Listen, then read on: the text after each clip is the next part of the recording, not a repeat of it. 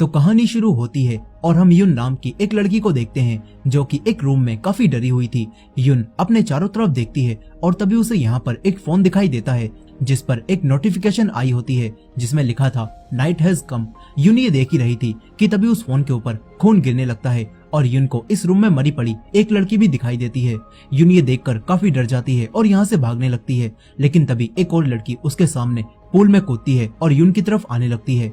यहाँ पर युन को कुछ और बच्चे भी दिखाई देते हैं जो कि बड़ी अजीब तरह से बिहेव कर रहे थे, मानो वो सब घोस्ट हों। युन ये देखकर काफी डर जाती है। तभी उसकी आंख खुलती है और हमें पता चलता है कि दरअसल ये सब युन का एक सपना था और असल में तो युन अपने स्कूल के बच्चों के साथ एक ट्रिप पर जा रही है। अब युन ये सपना देखकर काफी परेशान हो जाती है और अपनी बस में सभी स्टूडेंट्स को देखने लगती है। यहाँ पर हम कुछ स्टूडेंट्स के एक ग्रुप को भी देखते हैं जो कि बस में पीछे बैठकर माफिया नाम का एक गेम खेल रहे थे और काफी ज्यादा शोर मचा रहे थे। और अब उनका शोर सुनकर क्योंगजुन नाम का एक स्टूडेंट अपने दोस्त को सभी बच्चों को शांत कराने के लिए बोलता है। क्योंगजुन का दोस्त बड़ी आसानी से सभी बच्चों को शांत करा देता है, जिससे पता चलता है कि क्योंगजुन और उसकी गैंग सभी बच्चों पर अपना रौब जमा कर रखती है और कोई भी इनसे नहीं लड़ना चाहता। अब इसके बाद हम जुनी नाम के एक लड़के को भी देखते हैं जो कि इनकी क्लास का क्लास प्रेसिडेंट होता है। यहाँ पर जुनी बस में बड़ी आराम से सो रहा था। तभी सोमी नाम की एक लड़की उसकी फोटो क्लिक करती है और अपनी दोस्तों को दिखाने लगती है क्योंकि सोमी युन को पसंद करती थी। यही युन भी अपनी दोस्त जंगवोन के साथ बातें करती करती ट्रिप पर जाने लगती है। युन और जंगवोन काफी अच्छी दोस्त होती हैं। अब ये सभी लोग अपने रिट्रीट सेंटर में आ जाते हैं जहाँ पर इन्हें ट्रिप के दौरान रुकना था। यहाँ पर युन के टीचर बस से उतरकर किसी को कॉल करने की कोशिश करते हैं, लेकिन उनके फोन में नेटवर्क नहीं आते और न ही टीचर किसी से फोन पर बात कर पाते हैं। यही युन भी इस जगह को देखकर हैरान रह जाती है और अपनी दोस्त जंगवोन से पूछती है कि क्या हम लोग पहले भी यहाँ पर आ चुके हैं। इस पर जंगवोन मना करती है और कहती है कि हम पहले कभी यहाँ पर नहीं आए। यहाँ युन को ऐसा लग रहा होता है कि वो पहले भी इस जगह पर आ चुकी है। युन ये जगह देख ही रही थी कि तभी उसे एक विंडो पर एक लड़की खड़ी हुई दिखाई देती है जो कि अचानक से वहाँ से गायब हो जाती है और ये देखकर युन काफी डर जाती है। मगर अब तभी जुनही युन को अपने साथ अंदर ले जाता है और ये सब होते हुए देखकर सोमी युन से जलने लगती है क्योंकि सोमी जुनही को पसंद करती थी। अब सभी बच्चे अंदर आते समय अपने फोन से एक क्यूआर कोड को स्कैन करने लगते हैं, लेकिन यहाँ पर युन जुनही की बातों की वजह से उस क्यूआर कोड को स्कैन करना भूल जाती है। यही इनके टीचर भी किसी से फोन पर बात नहीं कर पा रहे थे और न ही इस बिल्डिंग में नेटवर्क आ रहे होते हैं, जो देखकर अब टीचर जुनही के पास आते हैं और उसे क्लास प्रेसिडेंट होने के नाते सभी बच्चों को संभालने की जिम्मेदारी देते हैं और कहते हैं कि मैं बाहर जाकर किसी से कांटेक्ट करने की कोशिश करता हूँ और तब तक तुम सभी बच्चों के साथ रहना। इतना बोलकर टीचर यहाँ से चले जाते हैं। यही अब सारे बच्चे अपने फोन में नेटवर्क चेक करने लगते हैं, लेकिन किसी के फोन में भी नेटवर्क नहीं आते। यहाँ सभी लोग ये देख ही रहे थे कि तभी अचानक से यहाँ पर एक अजीब सी बेल बजती है और यहाँ की सारी लाइट्स बंद हो जाती हैं और तभी कोई अपने ऊपर व्हाइट शीट डालकर इन सभी लोगों के सामने आता है, जिससे ये सभी लोग काफी डर जाते हैं। लेकिन तभी इन सबको पता चलता है कि व्हाइट शीट के पीछे इनका एक क्लासमेट है जो कि काफी मजाकिया होता है और वो हमेशा ही सभी लोगों को हंसाने की कोशिश करता रहता है। अब यहाँ पर वो लड़का इन सभी को बताता है कि इस जगह पर एक लड़की ने सुसाइड कर लिया था और यहाँ पर उस लड़की का घोस्ट आज भी घूमता है, लेकिन उसकी बातें सुनकर कोई भी उसकी बातों को सीरियसली नहीं लेता। इस तरफ जुवोन नाम का एक लड़का उसे गुंडे लड़के क्योंगजुन से अपने पैसे वापस मांगता है, लेकिन क्योंगजुन ये सुनकर गुस्से में आ जाता है और वो जुवोन और उसके दोस्त दाबम को लेकर एक जगह पर जाता है और दोनों को बुली करने लगता है। इस तरफ युन और उसकी दोस्त जंगवोन दोनों एक रूम में आ जाती हैं। यहाँ जंगवोन युन के लिए एक बर्थडे गिफ्ट लाई थी जो कि वो चुपचाप युन के बैग में डाल देती है और फिर नॉर्मली युन से बातें करने लगती है। लेकिन तभी युन और बाकी स्टूडेंट्स के फोन में एक ऐप इंस्टॉल होने लगता है और युन ये देखकर हैरान रह जाती है और अपनी दोस्त से कहती है कि मैंने तो उस क्यूआर कोड को भी स्कैन नहीं किया था, तो मेरे फोन में ये ऐप इंस्टॉल क्यों हो रहा है।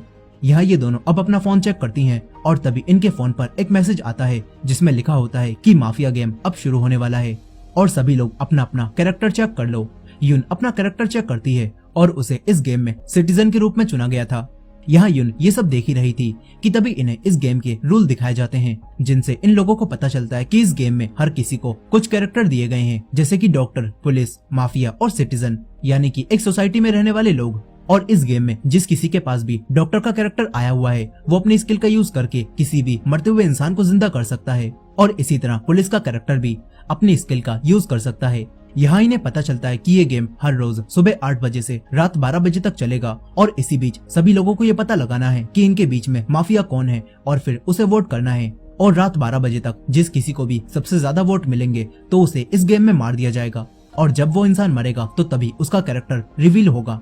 साथ ही इस गेम के रूल से इन्हें पता चलता है कि सभी लोग रात के 12 बजे के बाद ही सोने जा सकते हैं, लेकिन फिर जिस किसी को भी माफिया कैरेक्टर मिला होगा उसे सुबह 5 बजे से पहले किसी एक को मारना होगा जो कि इनकी टीम का ना हो। और इस गेम में 2 टीमें होती हैं, एक माफिया टीम और दूसरी टीम में डॉक्टर, पुलिस और सभी सिटीजन शामिल होते हैं। यहाँ इन्हें पता चलता है कि ये गेम तभी खत्म होगा जब माफिया टीम या फिर दूसरी टीम में से किसी एक टीम के सभी कैरेक्टर मर जाएंगे और फिर जीतने वाली टीम बाहर जा सकती है।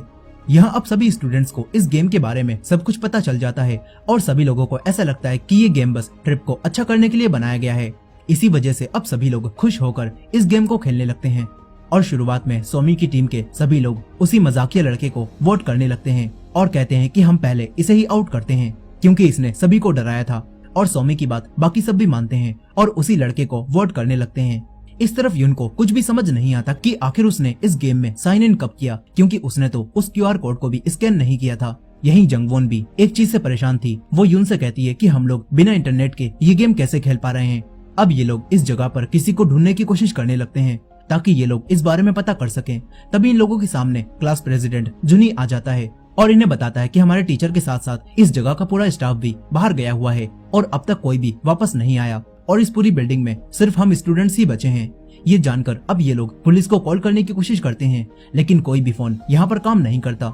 और तभी इन सभी के पास एक मैसेज आता है जिसमें किसी ने युन को पूल के पास बुलाया था। अब यहाँ युन जंगवोन और जुनी के साथ पूल पर जाने लगती है, लेकिन तभी रास्ते में इन्हें जुवोन मिलता है जिसे क्योंगजुन और उसकी टीम ने काफी पीटा था। और जुवोन की हालत देखकर जुनी उसके साथ क्योंगजुन के पास जाता है जहाँ क्योंगजुन अभी भी दाबम को मार रहा था, जो देखकर अब जुनी क्योंगजुन पर चिल्लाने लगता है और उसे ऐसा करने से मना करता है।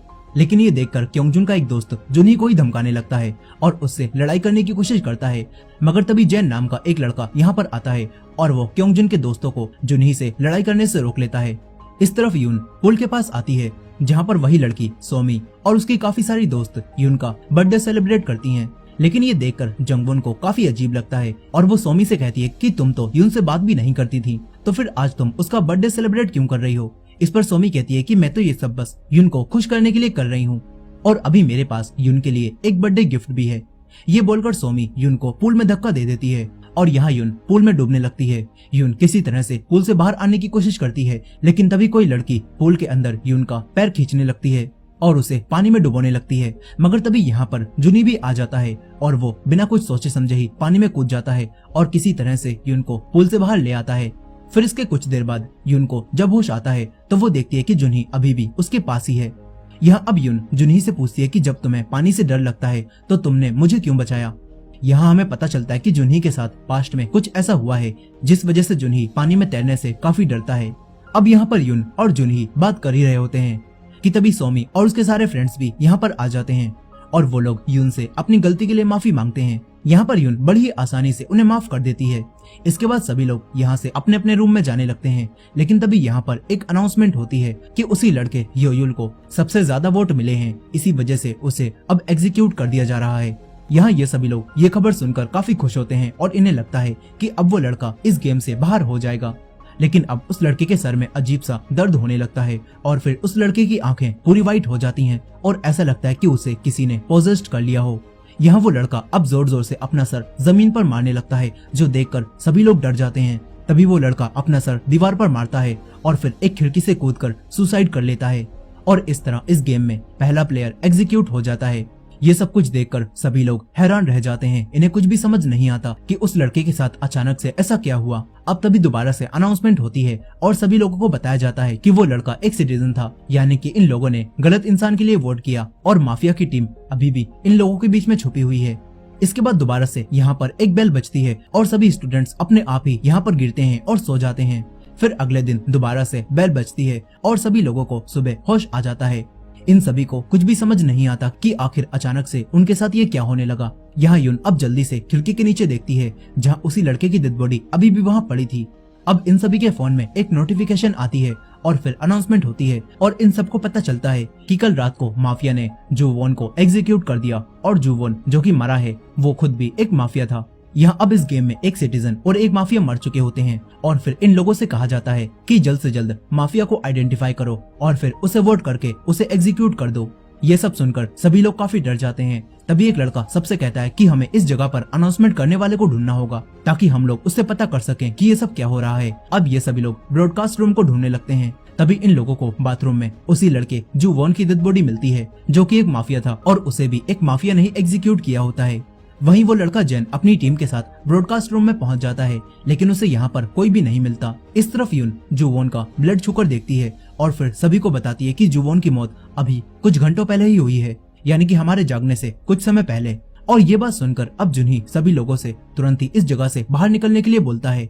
फिर ये सभी लोग इस जगह से जाने लगते हैं, लेकिन तभी यहाँ पर एक अनाउंसमेंट होती है और इन सभी को बताया जाता है कि इस गेम को बाउंड्रीज के अंदर रहकर ही खेला जाएगा। यहाँ ये लोग देखते हैं कि इस बिल्डिंग के आसपास एक व्हाइट बाउंड्री बनी हुई है, जो कि इस गेम की बाउंड्री है। और जैसे ही ये सभी लोग उस बाउंड्री के पास आते हैं तो तभी इन सभी के फोन में वार्निंग मैसेज आने लगता है। और ये बात जानकर जुनही सभी को व्हाइट लाइन को पार करने से रोकता है, लेकिन यहाँ दो लड़के उसकी बात नहीं मानते और व्हाइट लाइन को क्रॉस कर जाते हैं। जिसके बाद फिर से यहाँ पर बेल बजती है और फिर ये दोनों लड़के भी पोजेस्ड होकर एक दूसरे को टक्कर मारने लगते हैं। और एक लड़के के मर जाने के बाद दूसरा लड़का भी एक पत्थर को अपने सर पर मारता है और अपनी जान ले लेता है, जो देखकर सभी लोग अब काफी डर जाते हैं और समझ जाते हैं कि जो भी बाउंड्रीज को क्रॉस करेगा तो वो मर जाएगा।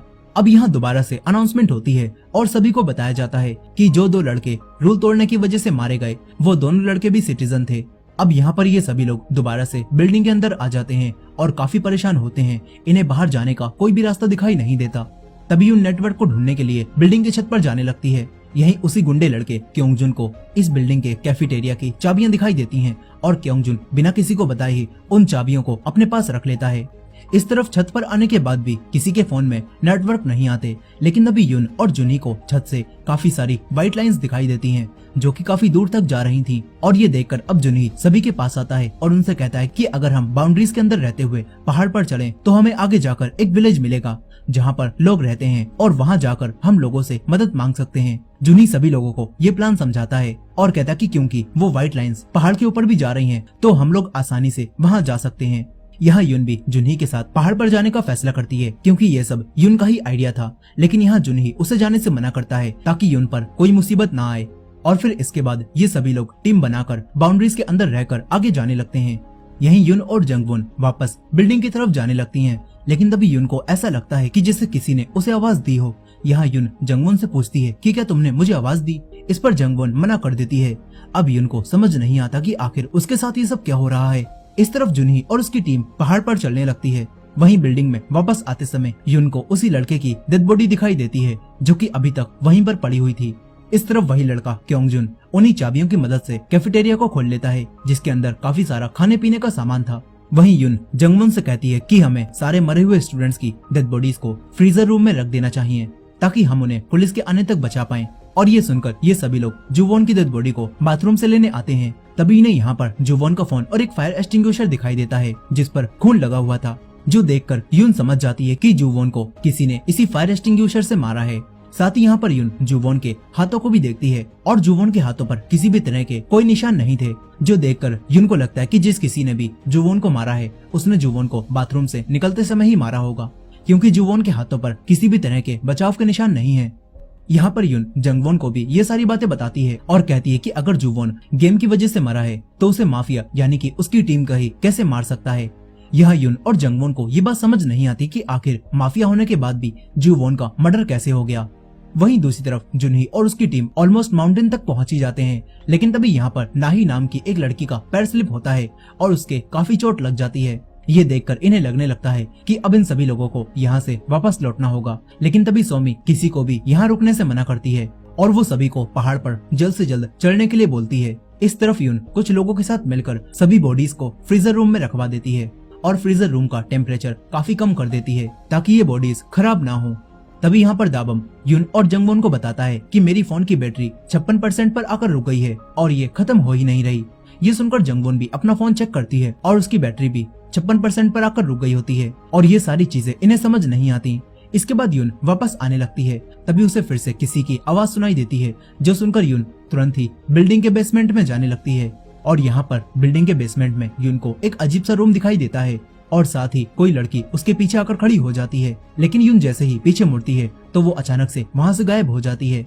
फिर यून आगे बढ़ती है और उसे यहाँ पर एक रूम दिखाई देता है जहाँ पर कंप्यूटर्स और टेलीफोन रखे होते हैं, लेकिन यहाँ पर सब कुछ बंद होता है। इसके बाद यून जैसे ही उस कमरे से बाहर निकलती है तो सब कुछ अचानक से चालू हो जाता है और उन स्क्रीन में पूरी बिल्डिंग में लगे हुए सीसीटीवी फुटेज चलने लगती है।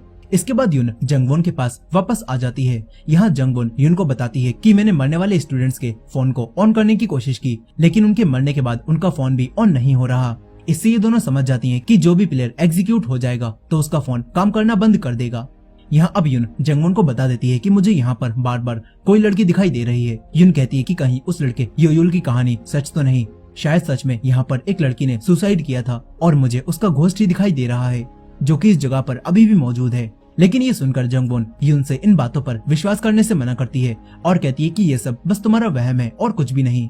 इस तरफ जुनही भी अपनी टीम के साथ पहाड़ पर चढ़ी रहा था, लेकिन तभी इनके आगे व्हाइट लाइन खत्म हो जाती है और फिर ये सभी लोग चारों तरफ देखने लगते हैं। यहाँ पर एक लड़का अपने कैमरे को जूम करके 2 इंसानों की फोटो क्लिक करता है और वो सभी लोगों को उन्हें दिखाता है। सभी लोग उन आदमियों को जोर जोर से आवाज देने लगते हैं, लेकिन वो आदमी इनकी बात को सुन भी नहीं पाते। तभी वो लड़का गौर से उस पिक्चर को देखता है और जुनही को बताता है कि इस पिक्चर में न ही तो वो आदमी मूव हो रहे हैं और न ही बर्ड्स मूव हो रही हैं। ऐसा लग रहा है कि सब कुछ नकली हो। इस तरफ किम डोम नाम का एक लड़का और सोमी दोनों आगे जाकर रास्ता ढूंढने की कोशिश करने लगते हैं, लेकिन तभी किम डोम का पैर फिसलता है और वो लाइन के बाहर गिरने लगता है। यहाँ वो सोमी का हाथ पकड़ लेता है, लेकिन सोमी उससे अपना हाथ छुड़ा लेती है और वो बाउंड्रीज के बाहर गिर जाता है। जिसके बाद फिर से एक अनाउंसमेंट होती है और सभी को बताया जाता है कि किम डोंग ने रूल तोड़े हैं और इसी वजह से उसे अब एग्जीक्यूट किया जा रहा है। और इस अनाउंसमेंट के बाद उस लड़के की आंखें भी व्हाइट हो जाती हैं और वो लड़का अपने हाथों से ही अपनी आंखें निकाल लेता है और फिर वो एक पेड़ के पास जाकर गिरता है और वहीं मर जाता है। ये देखकर सभी लोग अब काफी डर जाते हैं। इस तरफ बिल्डिंग में सभी लोगों को पता चलता है कि किम डोंग जो कि मरा है वो भी सिटीजन था। अब कुछ समय बाद बाकी सभी लोग दोबारा से बिल्डिंग में आ जाते हैं। यहाँ पर सभी लोग जुनही से पूछते हैं कि आखिर किम डोंग कैसे मर गया। इस पर सोमी इन सभी को बताती है कि किम डोंग और मैं व्हाइट लाइन को चेक कर रहे थे, लेकिन तभी किम डोंग का पैर फिसला और वो बाउंड्रीज के बाहर चला गया और मर गया। ये सुनकर क्योंगजुन जुनही पर चिल्लाने लगता है और कहता है कि ये सब तुम्हारी वजह से हुआ है, तुम ही सभी को लेकर पहाड़ के ऊपर गए थे। यहाँ अब सभी लोग जुनही को ही इसका जिम्मेदार ठहराते हैं। फिर इसके बाद जुनही इन सभी को बताता है कि इस जगह से बाहर निकलने का अब कोई भी रास्ता नहीं है और हम सभी लोग यहाँ पर फंस चुके हैं और अब जब ये गेम खत्म होगा तो तभी हम यहाँ से निकल पाएंगे। ये सब सुनकर यून अब काफी उदास हो जाती है और फिर वो जंगवॉन से कहती है कि किम डोंग की जान मेरी वजह से ही गई है, क्योंकि बाहर जाने का आइडिया जुनही को मैंने ही दिया था। लेकिन जंगवॉन यून को समझाती है और कहती है कि इसमें तुम्हारी कोई भी गलती नहीं है और तुम्हारी वजह से कोई भी नहीं मरा, तो खुद को जिम्मेदार मत ठहराओ। वहीं जुनही भी एक रूम में अकेला बैठा हुआ था। तभी उसके पास रखा हुआ फोन अचानक से रिंग करने लगता है। जुनही जल्दी से फोन को उठाता है, लेकिन उसे किसी की भी आवाज सुनाई नहीं देती। फिर कुछ समय बाद यून और जंगवॉन भी जुनही को उसी रूम में फोन्स को तोड़ता हुआ देखती हैं और साथ ही इन्हें भी फोन के रिंग होने की आवाज सुनाई देती है। ये सुनकर यून भी एक फोन को उठाती है और बात करने की कोशिश करती है, लेकिन जुनही उसे ऐसा करने से मना करता है और कहता है कि ये सब फेक है और असल में तो किसी भी टेलीफोन के वायर कनेक्ट है ही नहीं और ये रिंग बस हमारा ध्यान भटकाने के लिए बजाई जा रही है। ये सुनकर यून काफी हैरान रह जाती है। तभी जंगवॉन भी यहाँ पर रखी हुई सारी फाइल्स को देखती है, लेकिन उनके अंदर कोई भी डॉक्यूमेंट नहीं होता, जिससे ये लोग समझ जाते हैं कि इस जगह को गेम खेलने के लिए ही बनाया गया है। इस तरफ वही लड़का क्योंगजुन भी दोबारा से दाबम को अपने पास बुलाता है और उससे इस गेम के बारे में पूछता है। इस पर दाबम इन्हें बताता है कि ये गेम माफिया गेम है जो कि हम लोग पहले भी खेल चुके हैं और इस गेम के अंदर हमारा कोई एक कैरेक्टर चुना जाता है और हमें अपने कैरेक्टर को सभी से छुपाना होता है, लेकिन अगर हमारा मन करे तो हम किसी को भी बता सकते हैं कि हम कौन हैं। साथ ही दाबम क्योंगजुन को ये भी बताता है कि इस गेम में पुलिस, डॉक्टर और सिटीजन एक ही टीम में होते हैं और दूसरी टीम में माफिया होते हैं और जब किसी टीम के सभी कैरेक्टर मर जाते हैं तो ये गेम खत्म हो जाता है। ये सुनकर क्योंगजुन का दोस्त अब एक एक करके सभी लोगों को मार डालने के लिए कहता है, लेकिन तभी उसका दोस्त उसे ऐसा करने से मना करता है और कहता है कि तुम बस एक सिटीजन हो और तुम माफिया को वोट करके ही उसे मार सकते हो। ये सुनकर क्योंगजुन का दोस्त इनसे कहता है कि हम खुद ही उनसे पूछ लेते हैं कि कौन कौन माफिया है, लेकिन क्योंगजुन इन्हें बताता है कि ऐसा नहीं हो सकता क्योंकि हमें कोई भी नहीं बताएगा कि वो माफिया है। इस तरफ बाकी सारे स्टूडेंट्स भी काफी परेशान हो रहे होते हैं और वो लोग आपस में ही बातें करते हैं कि आखिर माफिया कौन हो सकता है और इन्हें आज रात को किसे वोट करना चाहिए। यहाँ ये सोचकर अब सारे स्टूडेंट्स एक प्लान बनाते हैं और सभी लोग एक जगह ही सोने की बात करते हैं। इस तरफ वही लड़का जैन भी अब नाही की चोट पर पट्टी करता है और तभी नाही जैन से कहती है कि अगर मैं उस दिन चोट लगने के बाद सभी को आगे जाने से रोक लेती तो शायद अभी किम डोंग बच जाता। ये सुनकर जैन उसे समझाता है और कहता है कि इसके अंदर तुम्हारी कोई भी गलती नहीं है। तो तुम अपने आप को दोषी मत ठहराओ। यही जेन और नाही आपस में प्रॉमिस करते हैं और कहते हैं कि हम एक दूसरे को कभी भी कुछ नहीं होने देंगे। इस तरफ युन, जुनही और जंगवुन तीनों ये सोचते हैं कि आखिर ये गेम किसने बनाया होगा और वो हमारे साथ ऐसा क्यों कर रहा है। यहाँ जुनही इन दोनों से कहता है कि मुझे लगता है कि इस गेम को कंट्रोल करने वाला तभी यहाँ पर आता होगा जब हम सभी लोग सो जाते हैं। यहाँ युन भी जुनही से कहती है कि जब हम सभी स्टूडेंट्स ही इस गेम को खेल रहे हैं तो फिर जुवोन को भी तो हम में से ही किसी एक ने मारा होगा। आखिर हम लोगों में से कोई ऐसा कैसे कर सकता है। इस तरफ बाकी सारे लोग भी जुवोन को मारने वाले के बारे में ही सोच रहे थे और तभी इन लोगों के बीच में बहस होने लगती है और ये लोग एक दूसरे को ही कहने लगते हैं कि तुम शायद माफिया हो और तुम हमसे अपनी असली पहचान छुपा रहे हो। यहाँ सोमी भी युनहा नाम की एक लड़की पर इल्जाम लगाती है और उससे कहती है कि मुझे तुम माफिया लगती हो, इसीलिए तो तुमने सबसे पहले उसी लड़के को वोट कर दिया था। ये सुनकर युनहा भी गुस्से में आ जाती है और वो सोमी से कहती है कि मुझे पता है तुमने जानबूझकर किम डोंग से अपने हाथ छुड़ाए थे और उसे धक्का देकर बाउंड्रीज के बाहर गिरा दिया था, तो हो सकता है कि तुम ही असली माफिया हो। ये सुनकर सोमी सबसे कहती है कि मैंने उस समय किम डोंग को बचाने की कोशिश की थी लेकिन मैं उसे नहीं बचा पाई और मैंने उसे धक्का नहीं दिया था। यहाँ पर अब ये सभी लोग आपस में ही लड़ाई करने लगते हैं और एक दूसरे को ही माफिया समझते हैं। इस तरफ क्योंगजुन फिर से दाबम को मारने लगता है और उसका फोन भी उससे छीन लेता है। यहाँ पर क्योंगजुन उसके फोन से उसी को ही वोट करने की कोशिश करता है लेकिन वो ऐसा नहीं कर पाता और वोट फेल हो जाता है। यहाँ हमें ये बात पता चलती है कि कोई भी दूसरा इंसान किसी दूसरे प्लेयर के फोन से वोट नहीं कर सकता। इस तरफ जेन, नाही और बाकी सभी लोग अब जुनही के पास आते हैं और जुनही से पूछते हैं कि आखिर हमें आज रात किसे वोट देना चाहिए। इस पर जुनही इन सभी से कहता है कि हम अभी किसी को भी वोट नहीं करेंगे क्योंकि अगर हमने किसी को भी वोट किया तो वो मर जाएगा। ये सुनकर एक लड़का जुनही से कहता है कि अगर हम लोग वोट नहीं देंगे तो ये गेम कभी भी खत्म नहीं होगा। लेकिन अब युन भी जुनही का साथ देती है और आज किसी को भी वोट देने से मना करने लगती है। वहीं दूसरी तरफ क्योंगजुन दाबम के हाथ से ही उसी को वोट करवाने की कोशिश करता है लेकिन इस बार भी वो दाबम के फोन से उसे वोट नहीं कर पाता। अब तभी यहाँ पर जुनही और बाकी सभी लोग भी आ जाते हैं और जुनही क्योंगजुन को दाबम को परेशान करने से दोबारा से रोकने लगता है। फिर ये सभी लोग दाबम को अपने साथ लेकर जाने लगते हैं लेकिन तभी क्योंगजुन गुस्से में इन लोगों के ऊपर सामान फेंकने लगता है जो देखकर अब जेन को गुस्सा आ जाता है और वो क्योंगजुन और उसकी पूरी गैंग को अकेले ही मारने लगता है। यहाँ जेन अपने मार्शल आर्ट मूव की मदद से इन लोगों को बड़ी ही आसानी से पीट देता है और क्योंगजुन से कहता है कि अब तुम वही करोगे जो हम कहेंगे। ये सुनकर अब क्योंगजुन को और भी गुस्सा आता है और वो एक सीजर से जेन पर हमला करने लगता है मगर तभी जुनही और युन बीच में आ जाते हैं और वो क्योंगजुन को रोक लेते हैं। यहाँ पर अब युन क्योंगजुन से कहती है कि अगर तुमने हमारी बात नहीं मानी तो हम लोग तुम्हारी इस हरकत के बारे में बाकी स्टूडेंट्स को भी बता देंगे और फिर सभी लोग मिलकर तुम्हें ही वोट देंगे और तुम यहाँ पर मर जाओगे। ये सुनकर अब क्योंगजुन डर जाता है और शांत होकर इनकी बात मान लेता है। इसके बाद जुनही सभी लोगों को इकट्ठा करता है और उन सभी से कहता है कि आज रात हम किसी को भी वोट नहीं करेंगे और हो सकता है कि हमारे ऐसा ना करने की वजह से आज कोई भी ना मरे। लेकिन इस पर एक लड़की जुनही से कहती है कि अगर किसी ने चुपके से एक वोट दे दिया तो क्या होगा। ये सुनकर जुनही सबसे कहता है कि हम लोगों को अपने अपने फोन्स को एक जगह पर इकट्ठा करना होगा ताकि कोई भी किसी को भी वोट ना कर पाए। लेकिन जुनही की इस बात पर कोई भी राजी नहीं होता और सभी अपना फोन देने से मना करने लगते हैं। मगर तभी क्योंगजुन सामने आता है और कहता है कि जुनही सही कह रहा है और मैं उसके प्लान से एग्री करता हूँ। हमें अपने फोन्स को एक जगह पर इकट्ठा करना होगा ताकि कोई भी किसी को भी वोट ना दे पाए।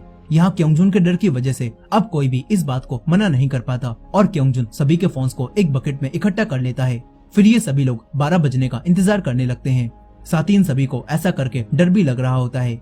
इसके बाद जब 12 बजते हैं तो यहाँ पर कोई भी बेल नहीं बजती और कोई भी प्लेयर एग्जीक्यूट नहीं होता जो देखकर सभी लोग खुश होने लगते हैं। मगर फिर एक अनाउंसमेंट होती है और फिर सभी से तुरंत ही माफिया को पहचान कर उसे वोट देने के लिए कहा जाता है। ये सुनकर अब 2 लड़कियां घबरा जाती हैं और वो बकेट की तरफ जाने लगती हैं मगर जुनी उन्हें वोट देने से रोकने लगता है। लेकिन वो लड़कियां जुनी से कहती हैं कि अगर हमें कुछ हुआ तो तुम ही उसके जिम्मेदार होगे। यहाँ पर ये लोग ये बातें कर ही रहे थे कि तभी एक लड़की बिल्डिंग के फर्स्ट फ्लोर से नीचे गिरती है और तभी अनाउंसमेंट होती है कि वोट न देने की वजह से अब लोगों को एग्जीक्यूट किया जा रहा है। फिर एक और लड़का नीचे गिरकर यहाँ मर जाता है। ये देखकर अब क्योंगजुन तुरंत ही अपनी जेब से फोन निकालता है और हमें पता चलता है कि सबके फोन कलेक्ट करते समय क्योंगजुन ने अपना फोन चुपके से अपने पास ही रख लिया था। यह अब क्योंगजुन का दोस्त क्योंगजुन के पास फोन को देखता है और अब वो भी अपना फोन लेने लगता है। यही अब एक एक करके सभी स्टूडेंट्स इस गेम से एग्जीक्यूट होने लगते हैं जो देखकर बाकी सारे स्टूडेंट्स काफी घबरा जाते हैं और वो लोग भी बकेट के अंदर से अपना फोन निकालने की कोशिश करने लगते हैं। मगर तभी एक लड़का बकेट को फेंक देता है जिससे सारे फोन जमीन पर फैल जाते हैं। अब सभी लोग अपना अपना फोन ढूंढने लगते हैं। इस तरफ एक लड़की भी एग्जीक्यूट हो जाती है और वो भी पोजेस्ड होकर बिजली के तारों को अपने मुंह में डाल लेती है और यहाँ की लाइट्स बंद हो जाती हैं। सभी लोग अब बुरी तरह से अपने अपने फोन लेने के लिए एक दूसरे से लड़ने लगते हैं। फिर यहाँ पर एक और लड़की भी वोट ना देने की वजह से एग्जीक्यूट होती है और एक स्टिक को अपने गले में घुसाकर सुसाइड कर लेती है। यही वो लड़का जेन भी अपना फोन ढूंढ रहा था, लेकिन तभी क्योंगजुन को जेन का फोन मिल जाता है और वो जेन से बदला लेने के लिए उसके फोन को एक टेबल के नीचे फेंक देता है। यही सोमी को भी अपना फोन मिल जाता है और सोमी उसी लड़की युनहा को वोट कर देती है क्योंकि सोमी की युनहा से लड़ाई हो चुकी थी। यहाँ पर युनहा को भी अपना फोन मिल जाता है और युनहा सोमी को वोट करती है। यही अब बाकी सभी लोग सोमी की वजह से युनहा को ही माफिया समझते हैं और फिर सभी लोग युनहा को ही वोट देने लगते हैं। इस तरफ सोमी जुनही को भी उसका फोन लाकर देती है और उसे जल्द से जल्द वोट करने के लिए बोलती है ताकि वो एग्जीक्यूट ना हो। यही जंगवुन भी युन का फोन ढूंढ लेती है और उसे उसका फोन लाकर देती है और कहती कि सबने युनहा को वोट किया है, इसीलिए तुम भी उसे ही वोट कर दो। मगर युन ऐसा करने से मना करती है और कहती है कि अगर हम सभी लोगों ने युनहा को वोट दिया तो वो तो मर जाएगी, इसीलिए अब हम सभी लोगों को वोट बांट लेने चाहिए। इतना बोलकर युन जंगवुन और दाबम से एक दूसरे को वोट करने के लिए कहती है और खुद जुनही को वोट करती है और जुनही युन को वोट करता है। इस तरह इनका वोट किसी भी मेजोरिटी की तरफ नहीं जाता। यही जेन को भी अभी तक अपना फोन नहीं मिला था और यहाँ वही लड़की नाही जेन की मदद करती है ताकि वो जेन को एग्जीक्यूट होने से बचा सके। लेकिन अब काफी देर हो जाती है और जेन भी एग्जीक्यूट होता है और वो अपने आप को फांसी लगाकर कर लेता है, जो देखकर जुनही अब पूरी तरह से टूट जाता है और रोने लगता है। वो फिर से इन सारी मौतों का जिम्मेदार खुद को ही समझ रहा था। इसके बाद फिर से अनाउंसमेंट होती है और कहा जाता है कि युनहा जो कि एक सिटीजन है उसे ही सबसे ज्यादा वोट मिले हैं, इसी वजह से अब युनहा को एग्जीक्यूट किया जा रहा है। ये सुनकर अब युनहा काफी रोती है और सबसे कहती है कि मैंने सबसे कहा था कि मैं सिटीजन हूँ, मैं कोई माफिया नहीं हूँ, लेकिन तुम सभी लोगों ने मुझे माफिया समझा। यहाँ पर युनहा अब रोते हुए यहाँ से चली जाती है। तभी दोबारा से अनाउंसमेंट होती है और कहा जाता है नाइट हैज कम और तभी सारे स्टूडेंट्स यहीं पर गिरते हैं और सो जाते हैं। इसके बाद अगले सीन में हम देखते हैं कि रात के समय में कोई लड़का किसी लड़की का गला दबाकर उसे मार देता है। फिर इसके बाद सुबह होती है और सभी लोगों को होश आ जाता है। मगर यहाँ पर मीना नाम की लड़की जब अपनी दोस्त को उठाती है तो वो नहीं उठती और फिर सभी लोग देखते हैं कि किसी ने उसका गला दबाकर उसे मार दिया है। तभी अनाउंसमेंट होती है और बताया जाता है कि जो लड़की अभी मरी है उसे रात में एक माफिया ने मारा है और ये मरने वाली लड़की भी एक सिटीजन थी। यहाँ अनाउंसमेंट में ये बात भी कही जाती है कि डॉक्टर को अपनी पावर का यूज करना चाहिए था क्योंकि वो अपनी पावर का यूज करके किसी को भी मरने से बचा सकता है। लेकिन अब इन लोगों को ये पता नहीं होता कि आखिर इन लोगों में से डॉक्टर कौन है और वो अपनी आइडेंटिटी सबसे क्यों छुपा रहा है। यहाँ पर अब मीना अपनी दोस्त के मरने से काफी ज्यादा दुखी हो जाती है और वो क्लास प्रेसिडेंट जुनही से कहती है कि ये सब तुम्हारी वजह से हुआ है क्योंकि तुमने ही सभी लोगों को वोट देने से मना किया था। साथ ही अब कुछ लोग क्योंगजुन पर भी इस सब का इल्जाम लगाने लगते हैं, लेकिन यहाँ क्योंगजुन इन सब से कहता है कि इसमें मेरा कोई भी हाथ नहीं है और मुझे ऐसा करने के लिए जुनही ने ही किया था, ये सब कुछ जुनही की वजह से ही हुआ है। यहाँ जुनही इन सारी चीजों से काफी दुखी हो जाता है और यहाँ से चला जाता है। जुनी गिल्ट की वजह से बाउंड्रीज को क्रॉस करने वाला था, लेकिन वो ऐसा नहीं कर पाता। यही अब क्योंगजुन आज सभी लोगों को जुनी को वोट देने के लिए भड़काता है और कहता है कि उसकी वजह से ही इतने सारे लोग मारे गए हैं। लेकिन अब तभी जंगवुन क्योंगजुन से कहती है कि तुम भी तो जुनी के साथ थे, तो अब तुम ऐसा क्यों कर रहे हो। इस पर क्योंगजुन सबसे कहता है कि मैं किसी पर भी भरोसा नहीं कर सकता, इसीलिए बस मैं अपने तरीकों से ये गेम खेलूंगा। यही अब युन भी यहाँ पर आ जाती है और वो सभी लोगों को शांत करा देती है और कहती है कि हमें सबसे पहले मरे हुए लोगों की बॉडीज को फ्रीजर रूम में रखना चाहिए ताकि हम उन्हें सेफ रख पाएं। लेकिन कोई भी युन की बात नहीं सुनता और क्योंगजुन भी यहाँ से जाने लगता है। तभी युन क्योंगजुन को रोकती है और कहती है कि तुम्हें भी मेरी मदद करनी होगी। यहाँ एक लड़का भी क्योंगजुन से यही बात बोलता है। तभी क्योंगजुन को गुस्सा आता है और वो उस लड़के को मारने आने लगता है, मगर जंगवुन और सोमी बीच में आकर उसे रोक लेती हैं और फिर क्योंगजुन गुस्से में यहाँ से चला जाता है। फिर ये सभी लोग मिलकर मरे हुए लोगों की बॉडीज को फ्रीजर रूम में ले जाने लगते हैं। जुनही भी इस काम में इनकी हेल्प करता है। इसके बाद जुनही इतने सारे लोगों को मरा हुआ देखकर काफी दुखी होता है और उसे ऐसा लग रहा होता है कि ये सभी लोग उसी की वजह से मरे हैं। मगर युन जुनही को समझाती है और कहती है कि इस गेम में लोग मरते ही रहेंगे, इसीलिए हमें जल्द से जल्द इस गेम को रोकने के बारे में पता करना होगा। ये बात सुनकर जुनही यहाँ से चला जाता है। फिर युन भी यहाँ से जाने लगती है, लेकिन तभी यहाँ पर कुछ सामान गिरता है और युन ये देखने लगती है। तभी उसे यहाँ पर एक छोटी सी विंडो दिखाई देती है जिसके अंदर एक रास्ता बना हुआ था। युन ये देख ही रही थी कि तभी एक लड़की उसी विंडो के अंदर से निकलती है, जो देखकर युन काफी डर जाती है और चिल्लाने लगती है। ये सुनकर जुनही तुरंत ही युन के पास आता है और उसे उसकी दवाई देने लगता है क्योंकि युन को अस्थमा होता है। इसके बाद युन यहीं पर बेहोश हो जाती है और फिर जब युन को होश आता है तो तब उसके पास वही लड़की नाही बैठी होती है जिसके पैर में चोट लग गई थी। यहाँ अब युन उठकर नाही के पैर पर पट्टी करने लगती है और ये देखकर नाही को जेन की याद आने लगती है। नाही जेन को याद करके काफी रोती है। यही जुनही और बाकी सभी लोग अब आपस में बात करते हैं कि आखिर इन सभी लोगों में से डॉक्टर और पुलिस कौन है और वो अपनी स्किल का इस्तेमाल क्यों नहीं कर रहे। यहाँ अब सभी लोग एक लड़के यूजुन को डॉक्टर समझते हैं क्योंकि उसे चोट लगने के बाद भी उसकी चोट काफी जल्दी ठीक हो गई थी। मगर यूजुन इन सब से मना करता है और कहता है कि मैं डॉक्टर नहीं हूँ। यही अब मीना भी सोमी से कहती है कि जब तुम्हें पता नहीं था कि यूना एक माफिया है या फिर नहीं तो तुमने सभी लोगों से उसे वोट क्यों दिलवाया। इस पर सोमी मीना से कहती है कि मैंने ये सब इसलिए किया था क्योंकि यूना भी मुझे ही वोट करने वाली थी। यहाँ अब सोमी मीना से भी कहती है कि मुझे ऐसा लग रहा है कि तुम ही शायद माफिया हो और तुमने ही रात में अपनी दोस्त को मार दिया है। यहाँ दोबारा से इन लोगों में बहस होने लगती है। तभी क्योंगजुन इन दोनों को शांत करा देता है। तभी एक लड़का वूराम क्योंगजुन से कहता है कि जब जुन्ही के कहने पर सभी लोगों ने अपने फोन रख दिए थे तो तुमने अपना फोन क्यों नहीं रखा और फिर तुमने ही सभी लोगों को फोन रखने के लिए क्यों कहा। यहाँ वूराम कहता है कि हो सकता है कि तुम ही माफिया हो। ये सुनकर अब क्योंगजुन वूराम पर ही इल्जाम लगाने लगता है और कहता है कि मुझे पता है तुम ही माफिया हो। यहाँ क्योंगजुन को गुस्सा आता है और वो अपना वोट वूराम को ही दे देता है और साथ ही क्योंगजुन के दोनों दोस्त भी वूराम को ही वोट कर देते हैं। फिर क्योंगजुन सभी लोगों से कहता है कि मैं जानता हूँ वूराम एक माफिया है और अब सभी लोगों को इसे ही वोट देना होगा। इतना बोलकर क्योंगजुन यहाँ से जाने लगता है। यहाँ क्योंगजुन का एक दोस्त उससे कहता है कि अगर इन सभी लोगों को तुम गलत लगे और इन्होंने तुम्हें ही वोट कर दिया तो तुम मर भी सकते हो। और क्योंगजुन भी इस बात को समझ गया होता है।